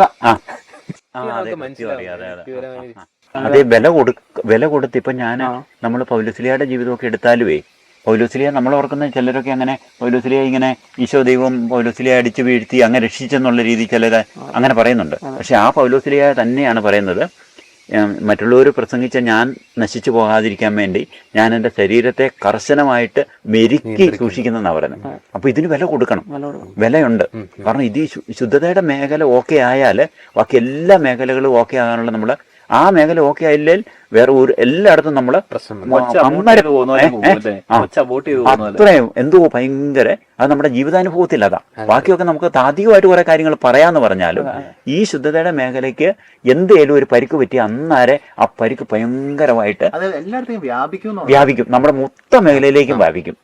അത് നമ്മുടെ ഒരു വ്യക്തിത്വത്തെ തന്നെ ബാധിക്കും. അതാ ഞാൻ ഇന്നലെ പറഞ്ഞ ഉദാഹരണേ, ജനസിസിനകത്ത് ഈ പാപം ചെയ്ത് നിൽക്കുന്ന ആള് ഈ അത്തിയലയൊക്കെ ഉടുത്തേ നിൽക്കുന്ന ഒരു ഷെയിമിലേക്ക് നമ്മൾ അങ്ങ് പോവുക. അത് നമ്മൾ നല്ലപോലെ ധ്യാനിച്ചു കഴിഞ്ഞാൽ നമ്മൾ ഇത്ര ഈ സൂര്യനെ ഉടുത്ത് നിൽക്കേണ്ട മനുഷ്യൻ ഈ നമ്മുടെ ഈ ബോഡിയെ പോലും പോകത്തില്ല. നമ്മുടെ സെൽഫ് എസ്റ്റീം പോയിട്ട് നമുക്ക് ശരിക്കും ഒരാളുടെ മുഖത്ത് നോക്കി സംസാരിക്കാൻ പോലും പറ്റാത്ത ഒരു അതെ. അതുകൊണ്ടാണ് പിശാച് ഈ മേഖലകളെ ഏറ്റവും അങ്ങ് തകർത്തേ ഈ ചെറു കുടിച്ചിടുന്നെന്ന് പറഞ്ഞ പോലെ ഇടാതെ ഒരു പൊട്ടൻഷ്യൽ ഉള്ള രീതിയിലാന്ന് അറിയാം പിശാചിന്. കാരണം കുടുംബം തകർന്നു ഭയങ്കര. എന്റെ ഒരു സുഹൃത്ത് കൊളീഗായിട്ടുള്ള ഒരു പയ്യൻ, ഇപ്പൊ ഞങ്ങളിങ്ങനെ മാരേജ് അല്ലെങ്കിൽ ഒരു വൊക്കേഷന് വേണ്ടി ഇങ്ങനെ പ്രാർത്ഥിച്ചു ഒരുങ്ങാൻ, ക്രിസ്ത്യൻ തന്നെയാണ്, അത്യാവശ്യം പ്രാർത്ഥിക്കുകയൊക്കെ ഉള്ള ഒരു പയ്യനാണ്. അപ്പൊ അവനൊരു സംശയമായിട്ട് ചോദിച്ചതാ, ഇപ്പൊ ഈ ഒരു വിശുദ്ധിയുടെ മേഖല ഇപ്പൊ പോർണോഗ്രഫി അല്ലെങ്കിൽ ഇങ്ങനെ ഒരു തെറ്റിലേക്ക് അശുദ്ധിയിലേക്ക് പോകാനുള്ള ടെൻഡൻസി ഇന്നത്തെ കാലഘട്ടത്തിൽ വളരെ കൂടുതലാണ്. അവൻ ചോദിക്കുന്നത് ഇതൊക്കെ കഴിഞ്ഞ ജനറേഷനിൽ നിലനിന്നിരുന്നില്ലേ, അപ്പൊ ഇപ്പൊ മാത്രമായിട്ട് എന്തിനാണ് നമ്മള്, അല്ലെങ്കിൽ അവനൊരു സംശയം പോലെ ചോദിച്ചതാ, അറിയാൻ വേണ്ടി ചോദിച്ചു. അപ്പൊ എനിക്ക് അതിനൊരു എന്നുവെച്ചാ പാരന്റ്സിന്റെ ജനറേഷനില് നമ്മുടെ അവരുടെ മുമ്പത്തെ ജനറേഷൻ ഇല്ലായിരുന്നല്ലോ, അവിടെ മുന്നത്തെ ജനറേഷനിൽ ഇല്ലായിരുന്നു. ഇത് തുടങ്ങിയ പിന്നെ ഇത്ര ആക്സസിബിളും അല്ല, അന്ന് പോണോ വളരെ റെയർ ആയിട്ടുള്ള ഇത്. നമ്മുടെ പേരൻസ് സമയത്ത് ആക്സസിബിൾ കുറവായിരുന്നു, ഉണ്ടായിരുന്നു. അതിന് മുമ്പത്തെ ജനറേഷൻ കൂടെ പോയി കഴിഞ്ഞ സാധനം ഇല്ല. കാരണം സെക്ഷൽ റെവല്യൂഷനിലാണ് ഈ സാധനം വന്നു തുടങ്ങിയത്. 1970s തുടങ്ങിയ സമയത്താണ് അതിനുള്ള ആന്റിഡോട്ടും കിട്ടി. ജോൺ ബോൾ സെക്കൻഡിലൂടെ നമുക്ക് തിയോളജി ബോഡി തന്നിട്ടുണ്ട്, അതിനുള്ള സൊല്യൂഷൻ തന്നിട്ടുണ്ട്. പക്ഷെ അത് നമ്മൾ ആ നിധി കണ്ടെത്തി അത് നല്ലപോലെ നമുക്ക് മനസ്സിലാകും. നമുക്ക് നല്ല പ്യൂരിറ്റി ഉള്ള അവസരത്തിൽ നമ്മുടെ ആത്മാവിന്റെ ആ ആന്തരിക സന്തോഷവും അതില്ലാത്തപ്പോ ഉണ്ടാകുന്ന ശൂന്യതയും നഷ്ടബോധവും, പിന്നെ നമുക്ക് എല്ലാം വോയിഡല്ലേ. പക്ഷെ ഇതുള്ളപ്പോൾ ഭയങ്കര തികവും സന്തോഷവും നമുക്ക് ചിറകുകളും സൂര്യനെ എടുത്തേക്കാന്നുള്ള രീതിയിൽ. അതുമാത്രം ഇത് ഈ ഒരു ചേസ്റ്റ് ആയിട്ട് ജീവിക്കുമ്പോഴേ നമുക്ക് ഭയങ്കര ഒരു എനർജിയാണ്, ഭയങ്കര അത് ഒറിജിനൽ ഉള്ളതും അല്ലേ ആ എനർജി ഉണ്ട്. ഒറിജിനൽ ഇന്നസെൻസ് എന്ന് പറയുന്ന സാധനം അതാണല്ലോ, ഒരു എനർജി. മറ്റേതിങ്ങനെ ആടി തൂങ്ങി ഇങ്ങനെ ഒരു മടുപ്പല്ലേ. അതെ. പക്ഷെ ഇത് ഒരു വീഴ്ചയിൽ ഇതെല്ലാം കയറി വരും. ദൈവസ്നേഹത്തിൽ നിന്നുള്ള പാളിച്ചയിലാണ് ഇതെല്ലാം കയറി വന്നിരിക്കുന്നത്. പക്ഷെ നമുക്കിപ്പം ഈശോ പറഞ്ഞ ഇതിന്റെ ആദ്യത്തെ ഈശോ മലയാള പ്രസംഗത്തിൽ പറഞ്ഞ് സൗണ്ട് വോയിസ് സൗണ്ട് ബോഡി എന്നല്ലേ പറഞ്ഞിരിക്കുന്നത്. ഇപ്പം കണ്ണിലാണ് ഇതിന്റെ എല്ലാവരും. അന്തരിച്ചനൊക്കെ പറയുന്നുണ്ട്, കണ്ണാണ് ആത്മാക്കളുടെ മൊസ്റ്റാവുന്നേ. ഈ ഇതിനെക്കുറിച്ച് എന്തോ ഒറിജിൻ അവിടുന്ന് അവിടെയാ. അപ്പം നമ്മള് ശരിക്കും ഈ കണ്ണുകള് വിശുദ്ധരെല്ലാം പഴയ കാലത്തെ വിശുദ്ധരെല്ലാം എടുത്തു നോക്കിയ കണ്ണുകളെ ഈ നമ്മുടെ മറ്റേ ഓപ്പോസിറ്റ് ഇതിനെ കുറിച്ചുള്ള നോട്ടമല്ല, കണ്ണുകളെ ഭയങ്കരമായിട്ട് നിയന്ത്രിച്ചിരുന്നു എല്ലാവരും. അത് ഈശോ ഈ ലിഖുരുപുണ്യാളൊക്കെ പറയുന്നത് ഈശോ വചനത്തിൽ അങ്ങനെ കുറേ പാഠങ്ങളൂടെ പഠിക്കാനുണ്ടെന്നാണ് പറയുന്നത്. ഈശോ കണ്ണുകൾ ഉയർത്തി നോക്കിയെന്ന് പറയുമ്പോൾ ഈശോ എപ്പോഴും കണ്ണ് താഴ്ത്തിയിരുന്നു എന്നുള്ളതിൻ്റെ സൂചനയാണെന്നാണ് പറയുന്നത്. അങ്ങനെ ഇടയ്ക്ക് പറയുന്നുണ്ടല്ലോ, ഈശോ ശബ്ദം ഉയർത്തി പറഞ്ഞെന്ന് പറയുന്നതിൻ്റെ അർത്ഥം ഈശോ ബാക്കി എല്ലാ സമയത്തും വളരെ ഇതായിട്ടാണ് പറഞ്ഞുകൊണ്ടിരുന്നത്. അപ്പം അങ്ങനെ അത് നമുക്കാണെങ്കിലും മനസ്സിലാവുമല്ലോ. നമുക്ക് ഈ രാഷ്ട്രീയ പ്രസംഗമൊക്കെ ഭയങ്കര അലർജിയല്ലേ, ഇങ്ങനെ ഒരു കാര്യമില്ലാതെ പറയുന്നതേ. നമുക്ക് കേൾക്കുമ്പോൾ തന്നെ എന്തോ അത് വചനപ്രഘോഷമാണെങ്കിലും ഭയങ്കരമായിട്ട് നമ്മളിങ്ങനെ പറഞ്ഞു കഴിയുമ്പോഴത്തേനും എന്തോ ഒരു ബുദ്ധിമുട്ടല്ലേ, വലിയൊരു അത് സമാധാനമായിട്ട് പറഞ്ഞാൽ മതിയല്ലോ.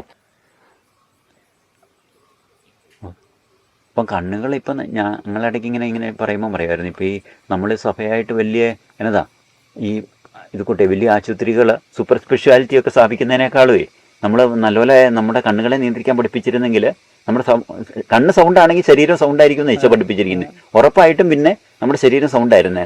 അപ്പം നമുക്ക് സൂപ്പർ സ്പെഷ്യാലിറ്റി ഒന്നും സ്ഥാപിക്കേണ്ട കാര്യമില്ലായിരുന്നു. അങ്ങനെ ആശുപത്രികൾ അങ്ങനെ, കാരണം അതായിരുന്നു നമ്മൾ കൂടുതൽ. ഇനിയിപ്പോൾ ഒരു അടുത്ത തലമുറ വചനത്തിലേക്ക് വന്നാലുണ്ടല്ലോ, ഞാൻ പറഞ്ഞില്ല ഇന്നലെ പറഞ്ഞ നമ്മൾ ഓരോ കണ്ണുകൾ എങ്ങനെയായിരിക്കണമെന്ന് ഈശോ ആഗ്രഹിച്ചിട്ടുണ്ട്. ആ ആഗ്രഹത്തിൽ നമ്മൾ കണ്ണുകളെ നിയന്ത്രിക്കാൻ തുടങ്ങുമ്പോൾ അത് നമ്മൾ മൊത്തം നമ്മുടെ ശരീരത്തിൻ്റെ മുഴുവൻ അത്തിനും ദൈവം ആഗ്രഹിച്ചൊരു ഇതുണ്ടെന്നാ പറഞ്ഞു, ഒരു ക്രമം. അത് കൂട്ടിയിട്ട് അത് നമ്മൾ ഉദ്ദേശിക്കുന്നില്ലെന്ന് എന്തേരാന്നറിയോ, 8, 10, 12 വചനങ്ങളാണ് ഓരോ നമ്മുടെ പാട്ടിനെ കുറിച്ചും ഒക്കെ ഉള്ളത്. നമ്മളൊന്ന് ആലോചിച്ചാൽ ഒന്നുപോലും എടുക്കാനില്ല. പക്ഷേ നമ്മളത് വായിച്ചു പോകുമ്പോൾ എൻ്റെ ദൈവം ഇതെല്ലാം ചുമ്മാ നമ്മുടെ ഒരു മെമ്പറിനെ കുറിച്ച് ഇങ്ങനെ മെൻഷൻ ചെയ്തിരിക്കുകയല്ല, ഇതിന്റെ ക്വാളിറ്റി ഉണ്ടായിരിക്കണമെന്ന് ദൈവം ആഗ്രഹിച്ച് പറഞ്ഞിരിക്കുന്നതാണ്. ഇതുമായിട്ട് ബന്ധപ്പെട്ട് പറഞ്ഞത് കംപ്ലീറ്റ് ആയിരുന്നു. ഏതോനെ പ്യൂരിറ്റി അല്ലേ, അങ്ങനത്തെ ഒരു സമീപനത്തെ പറ്റി നമ്മുടെ അപ്രോച്ച് എന്ന് പറഞ്ഞാൽ എൻ്റെ ഒരു അഭിപ്രായത്തിൽ നമ്മൾ പലരോടും ഇപ്പം നമ്മളിതിന് വിദ്യാഭ്യാസം കൊടുക്കുന്നതിനെ കുറിച്ചാണ് പൊതുവെ പറയുന്നതെന്ന് പറഞ്ഞാലും പൗലോസിലെയൊക്കെ പറയുന്നത് വചനത്തിൽ നമ്മുടെ സുവിശേഷത്തിൽ ബൈബിളിൽ കുറേ പ്രാവശ്യം എഴുതിയിട്ടുണ്ടെന്ന് പറഞ്ഞാലും പൗലോസിലെ അവസാനം പറയുന്ന ഇങ്ങനത്തെ വാക്കുകൾ ഈ എന്നതാ അഡൾട്ടറി എന്നുള്ള വാക്ക് പോലും നിങ്ങളുടെ ഇടയിൽ കേൾക്കരുതെന്നാണ് പറഞ്ഞത്. അപ്പം നമ്മൾ ഇത് കൂട്ട് എഡ്യൂക്കേഷൻ കൊടുക്കുമ്പം വാസ്തവം പറഞ്ഞ ഈ അറിയത്തില്ലാത്ത പിള്ളേർ പോലും ഇതിലേക്ക് പോവുക പലപ്പോഴും. അവരോട് ഇത് നടത്തി നോക്കിയാലേ കാര്യം ഇത് എല്ലാവർക്കും നോർമലായിട്ട് അറിയാം. ഈ കാര്യങ്ങളെ കുറിച്ച് വളരെ കുറച്ച് എല്ലാവർക്കോ വലിയ അറിവില്ലാത്തുള്ളൂ. ഇത് പറഞ്ഞ് നമ്മളെ ഒത്തിരി ചിലപ്പോൾ അങ്ങനെ ആയിപ്പോവും. ഈ നോളജ് ഉണ്ടെന്ന് പറഞ്ഞാലും ഉദാഹരണം പറഞ്ഞാൽ സോളമനെ സോളമൻ ഏറ്റവും ജ്ഞാനം കിട്ടിയ ആളാണല്ലോ. സോളമനെ ഏറ്റവും ജ്ഞാന പുസ്തകങ്ങൾ എഴുതിയ ആളും സോളമനാണ്.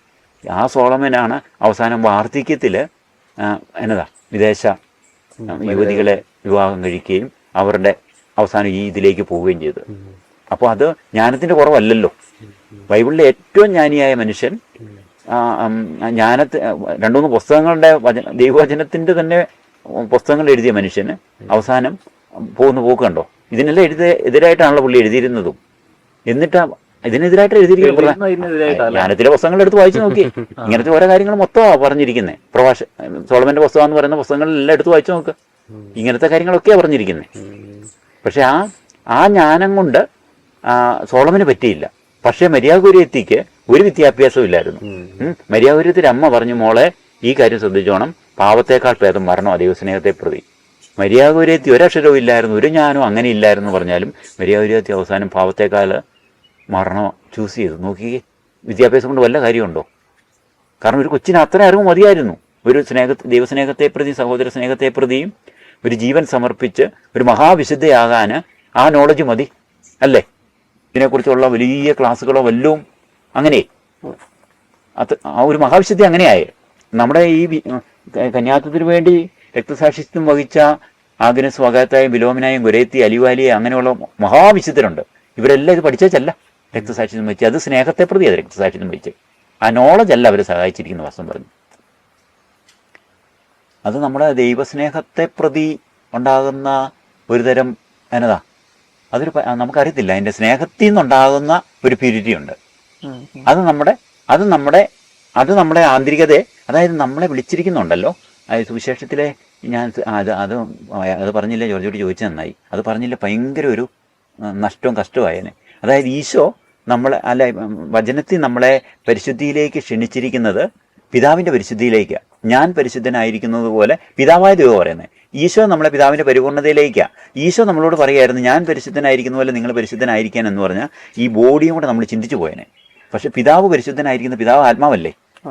ആത്മാവ് ആയ ദൈവം പരിശുദ്ധനായിരിക്കുന്ന പോലെ പരിശുദ്ധനായിരിക്കാനാണ് നമ്മളെ വിളിച്ചിരിക്കുന്നത്. അതിൻ്റെ അർത്ഥം ബോഡിയുടെ മാത്രം അല്ല, ബോഡി വേണമെന്നല്ല, ആത്മാവിൻ്റെ ഒരു പരിശുദ്ധിയുണ്ട് എന്ന്. അത് ഭയങ്കര സ്നേഹത്തിലുള്ള പരിശുദ്ധിയാണ്. അത് ഈ ബോഡിയുടെ അങ്ങോട്ട് ഉൾക്കൊള്ളുന്നുണ്ട് കേട്ടോ. പക്ഷേ ആ പരിശുദ്ധിയിലേക്കാണ് നമ്മൾ ക്ഷണിക്കപ്പെട്ടിരിക്കുന്നത്. അപ്പോൾ അത് ഈ സ്നേഹത്തിൽ നിന്ന് അത് ഇങ്ങനെ ഇതായിട്ട് വരത്തുള്ളൂ. പക്ഷേ ഗബ്രാലേഖനം പറയുന്നത് അവസാനം നമ്മൾ ഇങ്ങനെയൊക്കെ വിശുദ്ധി പാലിച്ച് പോയേച്ച് അവസാനം നമ്മൾ ദൈവത്തിൻ്റെ പരിശുദ്ധി നമ്മൾ പങ്കെടുക്കുക. അപ്പോൾ നമ്മുടെ ഈ കുഞ്ഞു ശ്രമങ്ങൾ അതിൻ്റെ മാക്സിമത്തിലായാലും ഒന്നും ആകത്തില്ല ബോഡിയുടെ. അതിൻ്റെ അവസാനമാണ് നമുക്ക് അന്നേരം ദൈവം ഇങ്ങോട്ട് തരും. ദൈവത്തിൻ്റെ പരിസ്ഥിതിയിലുള്ള ഹെബ്രായലേഖനം അങ്ങനെയാണ്. ആ പാർട്ടിസിപ്പേഷനിലേക്ക് നമ്മൾ വരിക. അന്നേരത്തിന് നമുക്ക് ഊഹിക്കാൻ പറ്റാത്ത ഈ 5 അത് ഓസ്തി കൂദാശ ചെയ്യുന്നതിന് മുമ്പേ ഇരിക്കുന്ന ഓസ്തിയും കൂദാശ ചെയ്തതിന് ശേഷമുള്ള ഓസ്തിയും തമ്മിലുള്ള വ്യത്യാസത്തിലേക്ക് നമ്മൾ മാറുക. ആ വ്യത്യാസം നമുക്ക് പറയത്തില്ല അല്ലേ? എന്നാ വ്യത്യാസം അത്? അത്രയും വ്യത്യാസത്തിലേക്ക് നമ്മൾ മാറുക. അന്നേരം ശരിക്കും അതൊരു നമ്മൾ ഇന്നലെ പറഞ്ഞ പോലെ മൊത്തം ഒരു അഗ്നി പിടിക്കുന്ന ഒരവസ്ഥയാകണേ. അഗ്നി ആയിക്കഴിഞ്ഞാൽ പിന്നെ അഗ്നിക്കെതിരായിട്ട് ഇത് വരത്തില്ലല്ലോ.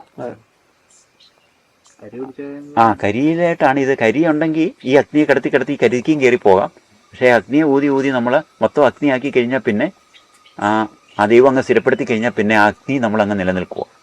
എന്നാലും പിന്നെ ഒരു സ്ഥിരപ്പെടുത്തലാണേ, ഒരു സൗഖ്യപ്പെടുത്തലുണ്ട് കേട്ടോ ഇതിനകത്ത്. ഒരു പ്യൂരിറ്റിയുടെ മേഖലയിൽ നമുക്കൊരു നമ്മൾ കുറേ കാലം ഒന്ന് സ്ട്രഗിൾ ചെയ്ത് കഴിയുമ്പോൾ നമ്മൾ എപ്പോഴും സ്ട്രഗിൾ ചെയ്യേണ്ടി വരികയല്ല കേട്ടോ ഇത്. അതായത് നമ്മൾ കുറേ കാലം നമ്മുടെ ഒരു സ്ട്രഗിൾ ചെയ്ത് കഴിയുമ്പം ദൈവം കരുണ തോന്നി നമ്മളെ അങ്ങ് സുഖപ്പെടുത്തും. സുഖപ്പെടുത്തിയ ഈ സൗഖ്യത്തെ നമ്മൾ സംരക്ഷിച്ചോണം, പരിപാലിച്ചോണം. അത് എപ്പോഴേലും മനസ്സിലാവും അത്. ആ സൗഖ്യത്തെ നമുക്കൊരു ഉണ്ണീശോയെ മാതാവിന് കിട്ടിയെന്ന് പറഞ്ഞതുപോലെ ഈ സൗഖ്യത്തിന് പിന്നെ പരിക്ക് പറ്റാതെ നമ്മൾ വല്ലാതെ നോക്കിക്കണം. പിന്നെ നമുക്ക് സ്ട്രഗിൾ ചെയ്യേണ്ടി ഇതിനു വേണ്ടി അധികമേ. പിന്നെ നമുക്ക് ഇപ്പം ഒരു പക്ഷേ നമ്മൾ കടന്നു എടുക്കുന്ന ഒരു മൽപ്പിടുത്തം ഉണ്ടല്ലോ, അത് പിന്നെ നമ്മളിൽ നിന്ന് മാറിപ്പോവും. ഈ സൗഖ്യം ദൈവം അങ്ങ് തരും. അന്നേരം നമുക്ക് ഈ സ്ട്രഗിൾ ചെയ്ത് 2 സ്റ്റേജിൽ സൗഖ്യം കിട്ടുമ്പോഴേ അത് മനസ്സിലാകത്തുള്ളൂ. പിന്നെ നമുക്ക് ശരിക്കും പിന്നെ ഈ സൗഖ്യപ്പെട്ട ആ അവസ്ഥയെ നമ്മൾ പരിപാലിച്ചു കൊണ്ടുപോയാൽ മതി. ഏദൻ തോട്ടത്തെ നോക്കാൻ പറഞ്ഞെന്ന് പറഞ്ഞ പോലെ നമ്മുടെ ഒരു ആന്തരിക ഏദൻ തോട്ടം നമുക്ക് അന്നേരം കിട്ടും. അതുപോലെ ബ്രദറെ, നമ്മുടെ ഇപ്പോഴത്തെ ഫുഡ് ഹാബിറ്റ്സ്, ഈ ഗ്ലട്ടണി എന്ന് പറഞ്ഞ ഒരു തിന്മയ്ക്ക് ശരിക്കും ഇതിൽ ഈ ഒരു ലസ്റ്റിലേക്ക് ഒരു ഓപ്പണിംഗ് തരാനുള്ള ഒരു കപ്പാസിറ്റി ഉണ്ട്. നമ്മൾ ഇപ്പോഴും ഈ നോമ്പിലും ഒക്കെ ആണെങ്കിൽ നമ്മൾ ഫുഡ് കൺട്രോൾഡ് ആണെങ്കിൽ നമ്മുടെ ഈ വികാരവും കൺട്രോൾ ചെയ്യാൻ എളുപ്പമുണ്ട്. അതേപോലെ നമ്മൾ ഒത്തിരി ഭക്ഷണത്തിലേക്ക് പോകുന്ന സമയത്ത് നമ്മൾ ഒത്തിരി ഈ ഒരു മേഖലയിൽ ടെംപ്റ്റഡ് ആകും, നമ്മൾ വീണ് പോകാനുള്ള സാധ്യതയുണ്ട്. കാരണം ഒരു പാപം എല്ലാത്തിനും ഒരു കൽപ്പന ലംഘിച്ച എല്ലാ കൽപ്പനയും ലംഘിക്കുന്ന പോലെയാണല്ലോ. അപ്പൊ നമ്മൾ ഒരു പാപം നമ്മളിൽ കയറുമ്പോൾ എല്ലാ പാപത്തിനും ഉള്ള ഒരു ഓപ്പണിംഗ് ആണത്. അത് കയറി വരുന്നത് ചിലപ്പം ഭക്ഷണാസക്തിയോടുകൂടി ആണെങ്കിലും അവനെ വീഴ്ത്തുന്നത് ചിലപ്പോൾ നമ്മളെ അശുദ്ധിയിലായിരിക്കും. പാപത്തോട് മരിച്ചു കഴിയുമ്പോഴാണ് അവർക്ക് ചിന്തകൾ. അതാണ് അതിന്റെ ഒരു ഞാൻ നേരത്തെ ആലോചിച്ചിട്ടുണ്ടാണ്. നമുക്ക് ഈ പല സാധനങ്ങളും നമ്മൾ ഭയങ്കര എക്സൈറ്റഡ് ആയി ഇവര് പറഞ്ഞ കാര്യം നമ്മൾ ഇതെങ്ങനെ സംഭവിച്ചത്. ഇതേ സാധനങ്ങള് നമ്മൾ പാവത്തോട് മരിച്ചു കഴിഞ്ഞാൽ നമുക്കും കിട്ടുവോ, നമ്മളിലേക്ക് ആ ഗ്രേസ് തുറക്കുമായിരിക്കും. പിന്നെ നമ്മൾ വേറെ സ്റ്റേറ്റിലാന്നേ. ഈ അതിനു മുമ്പുള്ള അവസ്ഥ എന്ന് പറഞ്ഞാൽ ഇപ്പോൾ ഒരു ഓസ്തി പോലെ ഇരിക്കുന്ന നമ്മള് ഉദാ ചെയ്ത് ഈശോയായി മാറും. അന്നേരം ഇത്രയും വ്യത്യാസത്തിലേക്കാണ് നമ്മുടെ. പക്ഷെ നമ്മളെ ഇവിടെ നിന്ന് ഞാൻ ഈ പൂമ്പാറ്റയുടെ ഉദാഹരണത്തിലൊക്കെ ഇങ്ങനെ പറയുവേ, അതായത് പുഴുവായിരിക്കുമ്പം പുഴുവിനുള്ളൊരു ടെംപ്റ്റേഷൻ എന്ന് പറഞ്ഞാൽ, അല്ലെങ്കിൽ ആൾക്കാർ പറയടാ നീ ഇങ്ങനെയൊക്കെ തപസ് ചെയ്ത് നീ പൂമ്പാറ്റ ആയി കഴിഞ്ഞാൽ പിന്നെ ഈ ഇങ്ങനെ ഇല തിന്നാൻ പറ്റുമോ? ഇല തിന്നാൻ പറ്റുമോ? എന്ന് മാത്രമല്ല, നീ പൂമ്പാറ്റയായ നിന്റെ വായു അടഞ്ഞു പോവും എന്നൊക്കെ പറഞ്ഞായിരിക്കും നമ്മളെ പ്രലോഭിപ്പിക്കുന്നേ പുഴുവിനെ. നമ്മളൊരു പുഴുവാന്നുള്ള അവസ്ഥയിലേ. അപ്പൊ ശരിയാ, നമ്മളിത് ഈ തിന്നാതെയൊക്കെ ഇലയൊക്കെ എങ്ങനെ തിന്നാതെ എന്ന് പറഞ്ഞാൽ നമ്മുടെ ഈ ഭക്ഷണം എങ്ങനെ അത് കഴിഞ്ഞ്. പക്ഷെ നമ്മൾ പൂമ്പാറ്റ ആയി കഴിയുമ്പോൾ അതൊരു തപസ്സിനൊക്കെ ശേഷമാണല്ലോ ഇതിനകത്തിരുന്നേ. അപ്പൊ അതിനകത്തിരിക്കാനും ഒരു പ്രേരണ തോന്നും. നല്ല പട്ടു ഇതാണല്ലോ. അപ്പൊ അതിനകത്തിരിക്കാനും ഒരു ടെംപ്റ്റേഷൻ പിന്നെയും വരും, ടവർ നിൽക്കാനെന്നുള്ളത് പറഞ്ഞാൽ. പക്ഷെ ഇതിനകത്ത് നിന്ന് ഇറങ്ങി വന്നു കഴിയുമ്പോൾ ഈ പുഴുവായിരിക്കുമ്പോൾ നമുക്ക് കിട്ടുന്ന ആ ടെംപ്റ്റേഷൻ ഇല തിന്നാൻ പറ്റിയാലെന്നുള്ള ടെംപ്റ്റേഷൻ മാറിയിട്ട് നമുക്ക് അന്നേരം ഈ തേൻ കുടിക്കാനുള്ള ഒരു ഇതുണ്ടാകും എന്നുള്ളത് നമുക്ക് നമ്മളറിയാമെങ്കിലും ഈ ഇല തിന്നാൻ നമ്മൾ നിൽക്കുവേ.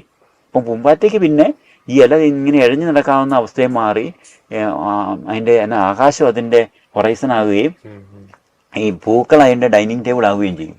അന്നേരം അതിന് കുടിക്കാനുള്ള ഒരു സാധനം അന്നേരം ഉണ്ടാവും. പക്ഷെ ഇതെല്ലാം നമ്മളെ ഈ പുഴുവായിരിക്കുമ്പോൾ നമ്മളിന്ന് മറച്ചു പോകും ഈ ഇതുണ്ടാകുന്നൊക്കെ. അപ്പൊ നമ്മളിങ്ങനെ നിർത്തുക ഒരു പ്ലഷിന്റെ ഒരു സുഖത്തില് കംഫർട്ട് സോണിൽ കംഫർട്ട് സോണിൽ നിർത്തുക. അല്ലതാൻ ഈശോ പറഞ്ഞു സുഖലോലുപത മദ്യാസക്തി ജീവിത വ്യഗ്രത. അതെ അതെ. അല്ല, സുഖലോലുപത ജീവിത വ്യഗ്രത എന്ന് പറയുന്നത് ഇന്നത്തെ മദ്യാസക്തി ഉണ്ട്. പക്ഷെ ഇന്ന് ഏറ്റവും കൂടുതൽ എനിക്കൊന്ന് ആൾക്കാരിൽ ഈ സുഖലോലുപതയും ജീവിത വ്യഗ്രതയും ഭയങ്കര. അതെ അതെ അതെ. അതാ നമ്മൾ മാമോദീസയിലൊക്കെ ചെയ്ത വാഗ്ദാനങ്ങളെല്ലാം നമ്മൾ ചുമ്മാ നിർദാക്ഷിണി അങ്ങ് വളച്ചു ഇത് പൊട്ടിച്ചു കളഞ്ഞേ. മാമോദീസയിൽ നമ്മൾ എടുത്തിരിക്കുന്ന നമ്മളോട് ചോദിച്ചതാണ് പിശാചിനെ അവൻ്റെ ആഡംബരങ്ങളെ ഉപേക്ഷിക്കുന്നതെന്നാ നമ്മൾ പറയും. നമ്മുടെ ഇവരാ പറഞ്ഞിരിക്കുന്നതെന്ന് പറഞ്ഞുകൊണ്ട് നമ്മൾ ഗോഡ് ഫാദേഴ്സാ പറഞ്ഞിരിക്കുന്നതെന്ന് പറഞ്ഞുകൊണ്ട് നമ്മളതിനെല്ലാം പിന്നെ നമ്മളെ പാപത്തെ മാത്രമല്ല പാപത്തെയും പാവ സാഹചര്യങ്ങളെ ഉപേക്ഷിക്കുന്നതെന്നാ. പക്ഷെ എനിക്കിപ്പോൾ മനസ്സിലായതുകൊണ്ടല്ലോ ശരിക്കും നമ്മൾ അവസാനം ചെയ്തു പോകുന്ന ആ പാവമല്ല പ്രശ്നം. ഈ നമ്മളിൽ ആദ്യം കൊണ്ടുവരുന്ന ഒരു കുഞ്ഞു വിത്തുണ്ടല്ലോ, പിശാചിരുന്ന ഒരു സജഷൻ ഉണ്ട്. അതിനോട് നമ്മൾ കോപ്പറേറ്റ് ചെയ്യാൻ തുടങ്ങുമ്പോൾ തൊട്ടേ നമ്മളിങ്ങനെ ഹവ്വ ഈ അങ്ങോട്ട് നടന്നെന്ന് പറഞ്ഞ പോലെയാ. ഇന്ന് ഡിസ്കസ് ചെയ്യുന്നത് പിശാച് ഡയലോഗിന് പോകരുത്. അതെ അതെ അതേ ഡയലോഗ് നിർത്തിയിട്ട് അന്നേരം ഓടി അതൊരു ഓടി പോകേണ്ടതാ കേട്ടോ. സർപ്പത്തിൽ നിന്ന് പാപത്തിൽ നിന്ന് ഓടി വിട്ടുപോകണം. അന്നേരം ഒരു സജഷൻ വരും ഇതുള്ളില്. പാമ്പിൽ നിന്നാണെന്ന് പറഞ്ഞിട്ട് ഓടണ്ട കേട്ടോ. ഇത്രയും പെട്ടെന്നാണോ അതെ അതെ അതെ. അല്ല, ഇനി ഇങ്ങോട്ട് വന്ന് കഴിച്ചിട്ട് പോകുന്ന സാധനം അല്ലല്ലോ.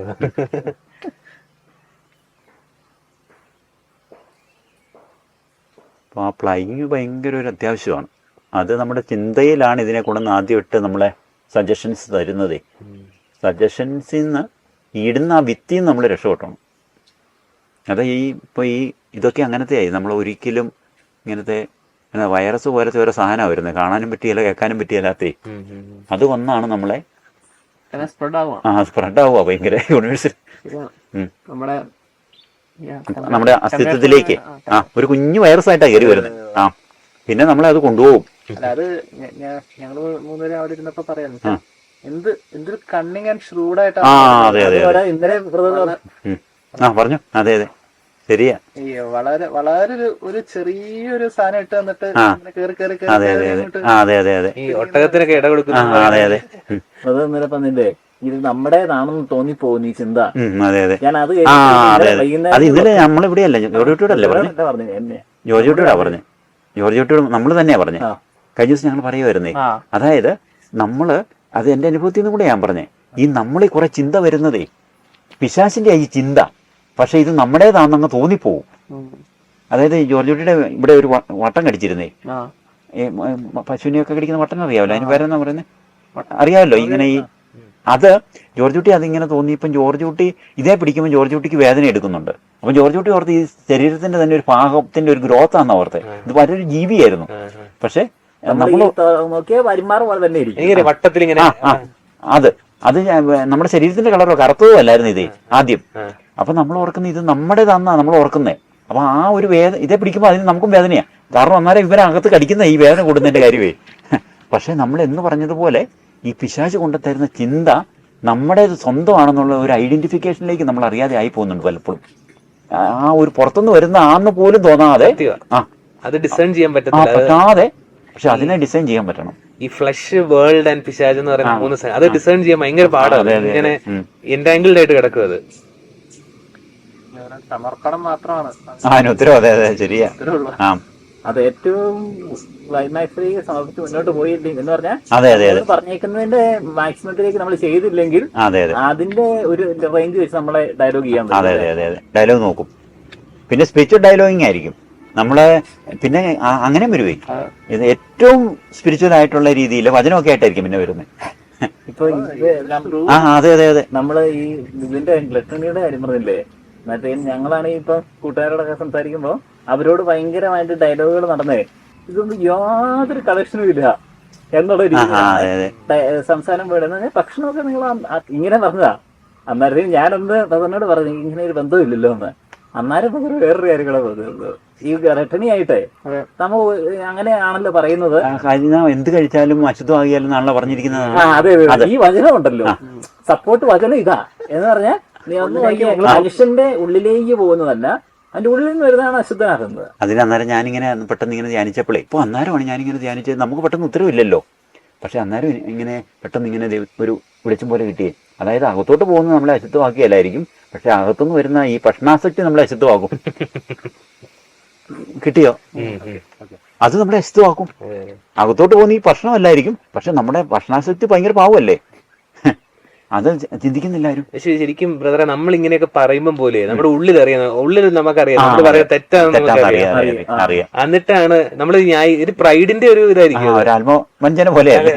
അല്ല പക്ഷെ കുറച്ച് അങ്ങ് പോയി കഴിയുമ്പോഴത്തേനും ഒരു മരച്ചു പോയതുപോലെ ഒരു സെൻസേഷൻ അങ്ങ് നഷ്ടപ്പെടും. എനിക്ക് തോന്നുന്നേ ചിലപ്പോ നമ്മള് ഒത്തിരി ഇതിലേക്ക് അങ്ങ് പോയി കഴിയുമ്പോ ആ ഒരു വെളിച്ചം അങ്ങ് പോകും. വെളിച്ചം പോവാതെ അപ്പൊ ആ ഒരു വെളിച്ചം പോയിട്ട് അതിന്റെ മേളിലേ നമ്മൾ നിൽക്കുന്നുള്ളൂ. നമുക്ക് അങ്ങനെ അതിന്റെ താഴെ ഒരു വലിയൊരു വെളിച്ചം ഉണ്ടെന്നുള്ളത് പോലും നമുക്ക് കിട്ടിയല്ല. അതെ അതെ അതെ. അല്ല ഇപ്പഴും ഞാൻ ഇപ്പൊ പറഞ്ഞ അറിയില്ല, ഗ്ലട്ടണി എന്നുള്ള കാര്യം അത് പുസ്തകത്തിൽ നിന്ന് കിട്ടിയ അറിവില്ല, അത് ജീവിതാനുഭവത്തിൽ നിന്ന് കിട്ടിയതാണ്. അത് കുറയ്ക്കുമ്പോഴത്തേക്കും ബാക്കി മേഖല ശരിയായിരുന്നു. അതെ അതെ അതെ. എനിക്ക് തോന്നുന്നു നമ്മൾ ഈ നോമ്പെടുക്കാൻ പറയുന്നതിന്റെ തന്നെ ഒരു കാരണം അതാ. ഇത് മനസ്സിലാക്കിപ്പിക്കുവാൻ കൂടെ ചെയ്യാനാണല്ലോ, ഇങ്ങനെയും കൂടെ ഒരു സാധ്യതയുണ്ട്. ഇതുമായിട്ട് ബന്ധപ്പെട്ട് പറഞ്ഞത് കംപ്ലീറ്റ് ആയിരുന്നു അത്രേ. ഏതവനെ പ്യൂരിറ്റി അല്ലേ, അങ്ങനത്തെ ഒരു സമീപനത്തെ പറ്റി നമ്മുടെ അപ്രോച്ച് അല്ലേ, അത് നമ്മുടെ ദൈവസ്നേഹത്തെ പ്രതി ഉണ്ടാകുന്ന ഒരു തരം എന്നതാ, അതൊരു നമുക്കറിയത്തില്ല. അതിന്റെ സ്നേഹത്തിൽ നിന്നുണ്ടാകുന്ന ഒരു പ്യൂരിറ്റി ഉണ്ട്. അത് നമ്മുടെ ആന്തരികതയെ, അതായത് നമ്മളെ വിളിച്ചിരിക്കുന്നുണ്ടല്ലോ. അതായത് സുവിശേഷത്തിലെ ഞാൻ അത് പറഞ്ഞില്ല, ജോർജോട് ചോദിച്ചു നന്നായി. അത് പറഞ്ഞില്ല, ഭയങ്കര ഒരു നഷ്ടവും കഷ്ടമായേനെ. അതായത് ഈശോ വചനത്തിൽ നമ്മളെ പരിശുദ്ധിയിലേക്ക് ക്ഷണിച്ചിരിക്കുന്നത് പിതാവിന്റെ പരിശുദ്ധിയിലേക്കാണ്. ഞാൻ പരിശുദ്ധനായിരിക്കുന്നത് പോലെ പിതാവായ ദൈവം പറയുന്നത്. ഈശോ നമ്മളെ പിതാവിന്റെ പരിപൂർണതയിലേക്കാണ്. ഈശോ നമ്മളോട് പറയായിരുന്നു ഞാൻ പരിശുദ്ധനായിരിക്കുന്ന പോലെ നിങ്ങൾ പരിശുദ്ധനായിരിക്കാൻ എന്ന് പറഞ്ഞാൽ ഈ ബോഡിയും കൂടെ നമ്മൾ ചിന്തിച്ചു പോയനെ. പക്ഷെ പിതാവ് പരിശുദ്ധനായിരിക്കുന്ന പിതാവ് ആത്മാവല്ലേ, ആത്മാവ് ആയ ദൈവം പരിശുദ്ധനായിരിക്കുന്ന പോലെ പരിശുദ്ധനായിരിക്കാനാണ് നമ്മളെ വിളിച്ചിരിക്കുന്നത്. അതിന്റെ അർത്ഥം ബോഡിയുടെ മാത്രം അല്ല, ബോഡി വേണമെന്നല്ല, ആത്മാവിന്റെ ഒരു പരിശുദ്ധിയുണ്ട് എന്ന്. അത് ഭയങ്കര സ്നേഹത്തിലുള്ള പരിശുദ്ധിയാണ്. അത് ഈ ബോഡിയുടെ അങ്ങോട്ട് ഉൾക്കൊള്ളുന്നുണ്ട് കേട്ടോ. പക്ഷെ ആ പരിശുദ്ധിയിലേക്കാണ് നമ്മൾ ക്ഷണിക്കപ്പെട്ടിരിക്കുന്നത്. അപ്പൊ അത് ഈ സ്നേഹത്തിൽ നിന്ന് അത് ഇങ്ങനെ ഇതായിട്ട് വരത്തുള്ളൂ. പക്ഷേ ഗബ്രാലേഖനം പറയുന്നത് അവസാനം നമ്മൾ ഇങ്ങനെയൊക്കെ വിശുദ്ധി പാലിച്ച് പോയേച്ച് അവസാനം നമ്മൾ ദൈവത്തിന്റെ പരിശുദ്ധി നമ്മൾ പങ്കെടുക്കുക. അപ്പൊ നമ്മുടെ ഈ കുഞ്ഞു ശ്രമങ്ങൾ അതിന്റെ മാക്സിമത്തിലായാലും ഒന്നും ആകത്തില്ല ബോഡിയിലെ. അതിന്റെ അവസാനമാണ് നമുക്ക് അന്നേരം ദൈവം ഇങ്ങോട്ട് തരും. ദൈവത്തിന്റെ പരിസ്ഥിതിയിലുള്ള ഗബ്രാലേഖനം അങ്ങനെയാ, ആ പാർട്ടിസിപ്പേഷനിലേക്ക് നമ്മൾ വരിക. അന്നേരത്തിന് നമുക്ക് ഊഹിക്കാൻ പറ്റാത്ത ഈ അത് ഓസ്തി കൂദാശ ചെയ്യുന്നതിന് മുമ്പേ ഇരിക്കുന്ന ഓസ്തിയും കൂദാശ ചെയ്തതിന് ശേഷമുള്ള ഓസ്തിയും തമ്മിലുള്ള വ്യത്യാസത്തിലേക്ക് നമ്മൾ മാറുക. ആ വ്യത്യാസം നമുക്ക് പറയത്തില്ല അല്ലേ, എന്നാ വ്യത്യാസം അത്. അത്രയും വ്യത്യാസത്തിലേക്ക് നമ്മൾ മാറുക. അന്നേരം ശരിക്കും അതൊരു നമ്മൾ ഇന്നലെ പറഞ്ഞ പോലെ മൊത്തം ഒരു അഗ്നി പിടിക്കുന്ന ഒരവസ്ഥയാകണമേ. അഗ്നി ആയിക്കഴിഞ്ഞാൽ പിന്നെ അഗ്നിക്കെതിരായിട്ട് ഇത് വരത്തില്ലല്ലോ. കരിയിലായിട്ടാണ് ഇത്. കരി ഉണ്ടെങ്കിൽ ഈ അഗ്നിയെ കിടത്തി കരിക്കും കയറി പോകാം. പക്ഷേ അഗ്നിയെ ഊതി നമ്മൾ മൊത്തം അഗ്നിയാക്കി കഴിഞ്ഞാൽ പിന്നെ ആ ദൈവം അങ്ങ് സ്ഥിരപ്പെടുത്തി കഴിഞ്ഞാൽ പിന്നെ ആ അഗ്നി നമ്മളങ്ങ് നിലനിൽക്കുക. എന്നാലും പിന്നെ ഒരു സ്ഥിരപ്പെടുത്തലാണേ, ഒരു സൗഖ്യപ്പെടുത്തലുണ്ട് കേട്ടോ ഇതിനകത്ത്. ഒരു പ്യൂരിറ്റിയുടെ മേഖലയിൽ നമുക്കൊരു നമ്മൾ കുറേ കാലം ഒന്ന് സ്ട്രഗിൾ ചെയ്ത് കഴിയുമ്പോൾ നമ്മൾ എപ്പോഴും സ്ട്രഗിൾ ചെയ്യേണ്ടി വരികയല്ല കേട്ടോ ഇത്. അതായത് നമ്മൾ കുറേ കാലം നമ്മുടെ ഒരു സ്ട്രഗിൾ ചെയ്ത് കഴിയുമ്പം ദൈവം കരുണ തോന്നി നമ്മളെ അങ്ങ് സുഖപ്പെടുത്തിയ ഈ സൗഖ്യത്തെ നമ്മൾ സംരക്ഷിച്ചോണം, പരിപാലിച്ചോണം. അത് എപ്പോഴേലും മനസ്സിലാവും അത്. ആ സൗഖ്യത്തെ നമുക്കൊരു ഉണ്ണീശോയെ മാതാവിന് കിട്ടിയെന്ന് പറഞ്ഞതുപോലെ ഈ സൗഖ്യത്തിന് പിന്നെ പരിക്ക് പറ്റാതെ നമ്മൾ വല്ലാതെ നോക്കിക്കണം. പിന്നെ നമുക്ക് സ്ട്രഗിൾ ചെയ്യേണ്ടി ഇതിനു വേണ്ടി അധികമേ. പിന്നെ നമുക്ക് ഇപ്പം ഒരു പക്ഷേ നമ്മൾ കടന്നു എടുക്കുന്ന ഒരു മൽപ്പിടുത്തം ഉണ്ടല്ലോ, അത് പിന്നെ നമ്മളിൽ നിന്ന് മാറിപ്പോകും. ഈ സൗഖ്യം ദൈവം അങ്ങ് തരും. അന്നേരം നമുക്ക് ഈ സ്ട്രഗിൾ ചെയ്ത് അത് 2 സ്റ്റേജിൽ സൗഖ്യം കിട്ടുമ്പോഴേ അത് മനസ്സിലാകത്തുള്ളൂ.